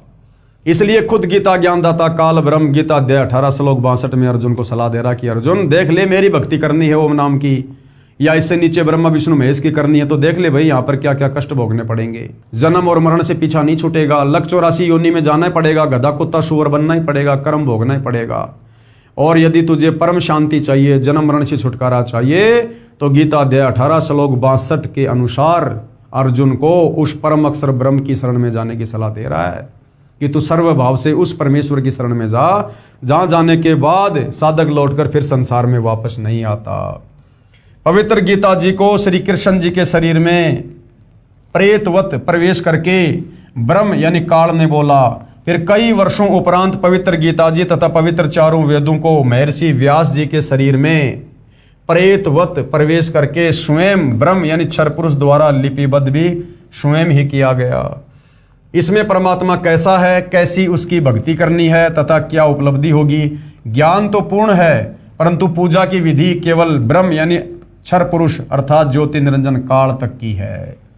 चारों वेदों का सार ही पवित्र गीता जी है, यानी जो ज्ञान भक्ति और भगवान को लेकर चारों वेदों में है वो संक्षेप में शॉर्ट में गीता जी में है। तो चारों वेद कहो चाहे गीता जी कहो, इनमें ज्ञान तो पूर्ण ब्रह्म परमेश्वर का है, परंतु भक्ति का जो मंत्र है वो केवल काल तक का है, ब्रह्म तक का है। जिस कारण से तत्वदर्शी संत के अभाव में हर एक भगत आत्मा जी जान लगाकर भी काल की ब्रह्म की साधना करके और इसकी घटिया अनुत्तम गति का शिकार होती आई है। यानी उन्होंने सोचा कि ये वही महिमा तो पूर्ण परमात्मा की लिखी है, परम शांति प्राप्त होगी, परम गति प्राप्त होगी, वहाँ जाने के बाद साधक फिर लौटकर संसार में नहीं आएगा। फिर इन्होंने देखा कि उसका मंत्र क्या है। अब मंत्र भैया वो परम शांति वाला है नहीं, वो तो संकेतों में है, सीधा सीधा इस काल का मंत्र है ओम। तो उन अच्छी आत्माओं ने उस ओम मंत्र को ही कबीर भगवान का मंत्र जानकर पूर्ण मुक्ति के लिए जाप करना शुरू कर दिया। और अंत में क्या हुआ, धोखा हो गया, क्योंकि काल धोखा देता है। अंत में वो ब्रह्मलोक में चले गए बेचारे ओम नाम की साधना के चलते, और ब्रह्मलोक में जाने के बाद अपना वो पुण्य भोग कर ओम नाम की कमाई खर्च करके फिर वापस जन्म मरण में नरक में लग 84 में। तो कहने का मतलब भाई और बहनों, आज आप और हमें मौका मिला है इस ब्रह्म साधना के साथ साथ गीता अध्याय 17 श्लोक 23 में जो ओम तत्सत है, पूर्ण ब्रह्म परमेश्वर कबीर जी की साधना का मंत्र, वो हमें जगत गुरु तत्वदर्शी सतगुरु रामपाल जी जो कि तत्वदर्शी संत हैं, इन्होंने हमें दे दिया है। दे दिया मतलब जो भक्ति पर लगे हैं उनको प्राप्त हो जाएगा, और जिनको प्राप्त हो गया वो अपनी भक्ति कर रहे हैं। और अगर उनकी मर्यादाओं में रहकर आजीवन भक्ति की गई तो केवल उन्हीं आत्माओं का गीता अध्याय 18 श्लोक 62 के अनुसार जो है पूर्ण मोक्ष होगा, उन्हीं की पूर्ण मुक्ति होगी कि तू सर्वभाव से उस परमेश्वर की शरण में चला जा, जहाँ जाने के बाद यानी शतलोक जाने के बाद साधक यानी भगत फिर लौटकर संसार में यानी काल के 21 ब्रह्मांड में वापस जन्म मरण में नहीं आता। पूर्ण ब्रह्म की भक्ति के लिए पवित्र गीता अध्याय 4 श्लोक 34 में पवित्र गीता बोलने वाला ब्रह्म स्वयं कह रहा है कि पूर्ण परमात्मा की भक्ति व प्राप्ति के लिए किसी तत्वदर्शी संत को ढूंढ ले, फिर जैसे वह विधि बताए वैसे कर। पवित्र गीता जी को बोलने वाला प्रभु कह रहा है कि पूर्ण परमात्मा का पूर्ण ज्ञान व भक्ति विधि मैं नहीं जानता, ये काल भी नहीं जानता। अपनी साधना के बारे में गीता अध्याय 8 के श्लोक 13 में कहा है कि मेरी भक्ति का तो केवल एक ओम अक्षर है, जिसका उच्चारण करके अंतिम श्वास तजन देहम तक जाप करने से मेरी वाली परम गति को प्राप्त होगा, यानी ब्रह्म लोक जाएगा। फिर गीता अध्याय 7 श्लोक 18 में कहा कि जिन प्रभु चाहने वाली आत्माओं को तत्वदर्शी संत नहीं मिला तो पूर्ण ब्रह्म की साधना जानता हो, इसलिए वे उदार आत्माएं मेरे वाली यानी अनुत्तम घटिया अश्रेष्ठ यानी मुझ काल की घटिया अति अनुत्तम परम गति में ही आश्रित है। पवित्र गीता जी बोलने वाला प्रभु यानी काल स्वयं कह रहा है कि मेरी साधना से होने वाली गति अर्थात मुक्ति भी अश्रेष्ठ है। गीता अध्याय 16 श्लोक 23-24 में कहा है कि शास्त्र विधि को त्याग कर जो साधक मनमाना आचरण करते हैं, यानी जो साधना तत्वदर्शी संत से लेकर करनी चाहिए वो ना करके अपनी तरफ से कोई उसका मनमुखी मतलब निकाल कर मनमुखी कोई मंत्र जाप करके अगर कोई भक्ति साधना करता है तो गीता अध्याय 16 श्लोक 23 के अनुसार वो शास्त्र विधि को त्याग कर मनमाने आचरण में आती है, जिसको करने से कोई गति नहीं, कोई मुक्ति नहीं, कोई सुख नहीं। अर्थात जिन देवताओं पितरों यक्षों भैरव भूतों की भक्ति करते हैं, यानी जो श्राद्ध वगैरह निकालते हैं, जो समाधि पूजते हैं, वो भैरव भूतों की भक्ति है। और मन कल्पित मंत्रों का जाप करते हैं, जैसे राधे राधे श्याम मिला दे, ओम नमः शिवाय, ओम नमः भागवते वासुदेवाय, जय जय राम हरे राम, ये मन कल्पित जाप हैं, क्योंकि गीता में केवल एक ओम मंत्र है या फिर ओम तत्सत है। इसके अलावा ये जितने भी मंत्र हमारे धर्मगुरु देते हैं या कोई भी जाप करता है, ये शास्त्र विरुद्ध हैं। उनको न तो कोई सुख होता है, न कोई सिद्धि प्राप्त होती है, तथा न उनकी गति अर्थात मोक्ष होता है। और यदि फिर भी उनको कोई सुख हो रहा है वो शास्त्र विरुद्ध साधना करने के चलते, तो उनके पूर्व जन्मों की बैटरी चार्ज है भक्ति वाली, उस पूर्व जन्म की भक्ति कमाई वो वर्तमान में खा रहा है, खर्च कर रहा है, और वो धोखे में है कि मैं वर्तमान में जो भक्ति कर रहा हूँ इसी से मुझे लाभ हो रहे हैं। ऐसा नहीं है। वो भक्ति वर्तमान में लाखों लोग कर रहे होते हैं, ज़्यादातर की दुर्गति हो रही होती है। इससे तेरे लिए हे अर्जुन कर्तव्य यानी जो भक्ति कर्म करने चाहिए और अकर्तव्य यानी जो भक्ति नहीं करनी चाहिए उसकी व्यवस्था में शास्त्र ही प्रमाण है। गीता अध्याय 17 श्लोक 1 में अर्जुन ने पूछा कि हे कृष्ण, क्योंकि अर्जुन मान रहा था कि श्री कृष्ण ही ज्ञान सुना रहा है, परंतु श्री कृष्ण के शरीर में भूत की तरह प्रवेश करके काल ब्रह्म ज्ञान बोल रहा था जो पहले प्रमाणित किया जा चुका है। तो अर्जुन ने क्या कहा कि जो व्यक्ति शास्त्र विधि को त्याग कर मनमाना आचरण करके अन्य देवताओं आदि की पूजा करते हैं वे स्वभाव में कैसे होते हैं, यानी ब्रह्मा विष्णु महेश की साधना करने वालों का स्वभाव कैसा होता है। तो गीता ज्ञानदाता ने उत्तर दिया कि सात्विक व्यक्ति देवताओं का पूजन करते हैं, राजसी व्यक्ति यक्षों व राक्षसों की पूजा तथा तामसी व्यक्ति प्रेत आदि की पूजा करते हैं। ये सब शास्त्र विधि रहित कर्म है। फिर गीता अध्याय 17 श्लोक 5 और 6 में कहा कि जो मनुष्य शास्त्र विधि से रहित केवल मन कल्पित घोर तप को तपते हैं वे दम्भी और ढोंगी हैं और शरीर के कमलों में विराजमान शक्तियों को तथा मुझे भी वो दुखी करने वाले राक्षस स्वभाव के अज्ञानी जान, यानी जो ये धूणा तपते हैं, 5 धूणे लगा देंगे गर्मी के समय में, बीच में बैठ जाएंगे, ये मन कल्पित घोर तप है और ऐसे तप करने वाले उस परमात्मा को भी दुखी करते हैं और अंत में परमात्मा उनको घोर नरक में और नीच योनियों में डालता है। सूक्ष्म वेद में भी परमेश्वर जी ने कहा है, कबीर माई मसाणी सेड शीतला भैरव भूत हनुमंत, और भाई परमात्मा उनसे दूर है जो इनको पूजनते। राम भजे सो राम मिले और देव भजे सो देव, भूत भजे सो भूत भवे, सुनो सकल सुर भेव। स्पष्ट हुआ कि श्री ब्रह्मा जी रजगुण, श्री विष्णु जी सतगुण तथा श्री शिव जी तमगुण की पूजा भक्ति नहीं करनी चाहिए तथा इनके साथ साथ भूतों पितरों की पूजा, श्राद्ध कर्म, 13वीं पिंडदान क्रिया, ये सब ये प्रेत पूजा होती है। भैरव तथा हनुमान जी की पूजा भी नहीं करनी चाहिए। अरे हनुमान जी तो बेचारा खुद भगत था, त्रेता युग में श्री रामचंद्र जी की भक्ति करता था और हम नादान तत्व ज्ञान के अभाव में उस भगत को ही भगवान मानकर पूजने लग गए, तो हमसे बड़ा मूर्ख कौन होगा। तो भाइयों और बहनों, ये पवित्र पुस्तक कबीर बड़ा या कृष्ण, यदि आपने धैर्य पूर्वक रुचि लेकर निष्पक्ष भाव से इसको पूरा पढ़ लिया या इसके ऊपर जो वीडियो बन रहे हैं आपने सारे वीडियो देख लिए, तो निश्चित ही भक्ति और भगवान को लेकर, शास्त्रों की यथार्थ स्थिति को लेकर आप किसी भी प्रकार के भ्रम में नहीं रहेंगे। तो जनता की अदालत में जो मामला चल रहा है वो परमात्मा को लेकर है कि कबीर बड़ा या कृष्ण। श्री कृष्ण जी की तरफ से उनके वकील साहिबान सर्व हिंदू धर्मगुरु हैं और कबीर जी की तरफ से उनके वकील साहिबान स्वयं कबीर जी यानी सतगुरु रामपाल जी हैं। सामने जनता अदालत में बैठी है और जज खुद जनता ही है, जो शिक्षित होने के कारण वर्तमान में खुद निर्णय कर लेगी कि वास्तव में हमारे धर्मशास्त्रों में भक्ति और भगवान के विषय में क्या लिखा हुआ है और हमारे नादान धर्मगुरु हमें इन शास्त्रों के विरुद्ध क्या साधना करवा रहे हैं। तो जनता धीरे धीरे अध्यात्म में रुचि ले रही है। रुचि लेना स्वाभाविक है क्योंकि ज्ञान ही ऐसा है। आज से पहले यह ज्ञान हमें किसी ने दिया ही नहीं, जिस कारण से भक्ति करते करते हमें कोई लाभ हुआ नहीं और हमारी रुचि धीरे धीरे भक्ति और भगवान में डाउन होती चली गई। अब फिर से कबीर परमेश्वर सतगुरु रामपाल जी ने आकर हमारी रुचि को धीरे धीरे ऊपर की ओर बढ़ाना शुरू किया है और अब रुचि हमारी ऊपर की ओर बढ़ रही है, यानी हम भक्ति साधना को लेकर धीरे धीरे हम जानने के लिए उत्सुक हैं।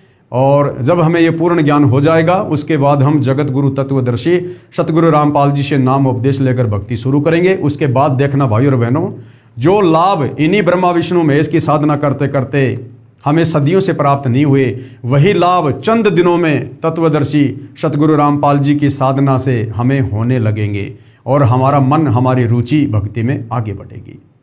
तो भाइयों और बहनों, आज के इस वीडियो में केवल इतना ही। जनता की अदालत में अगले एपिसोड में क्या होगा, जनता और क्या क्या सवाल कबीर जी के वकील सतगुरु रामपाल जी से पूछेगी और क्या क्या जवाब धर्मशास्त्रों को आधार बनाकर सतगुरु रामपाल जी के द्वारा जनता की अदालत में पेश किए जाएंगे, इन सब का विवरण हम आगे देखेंगे, पढ़ेंगे, सुनेंगे, समझेंगे।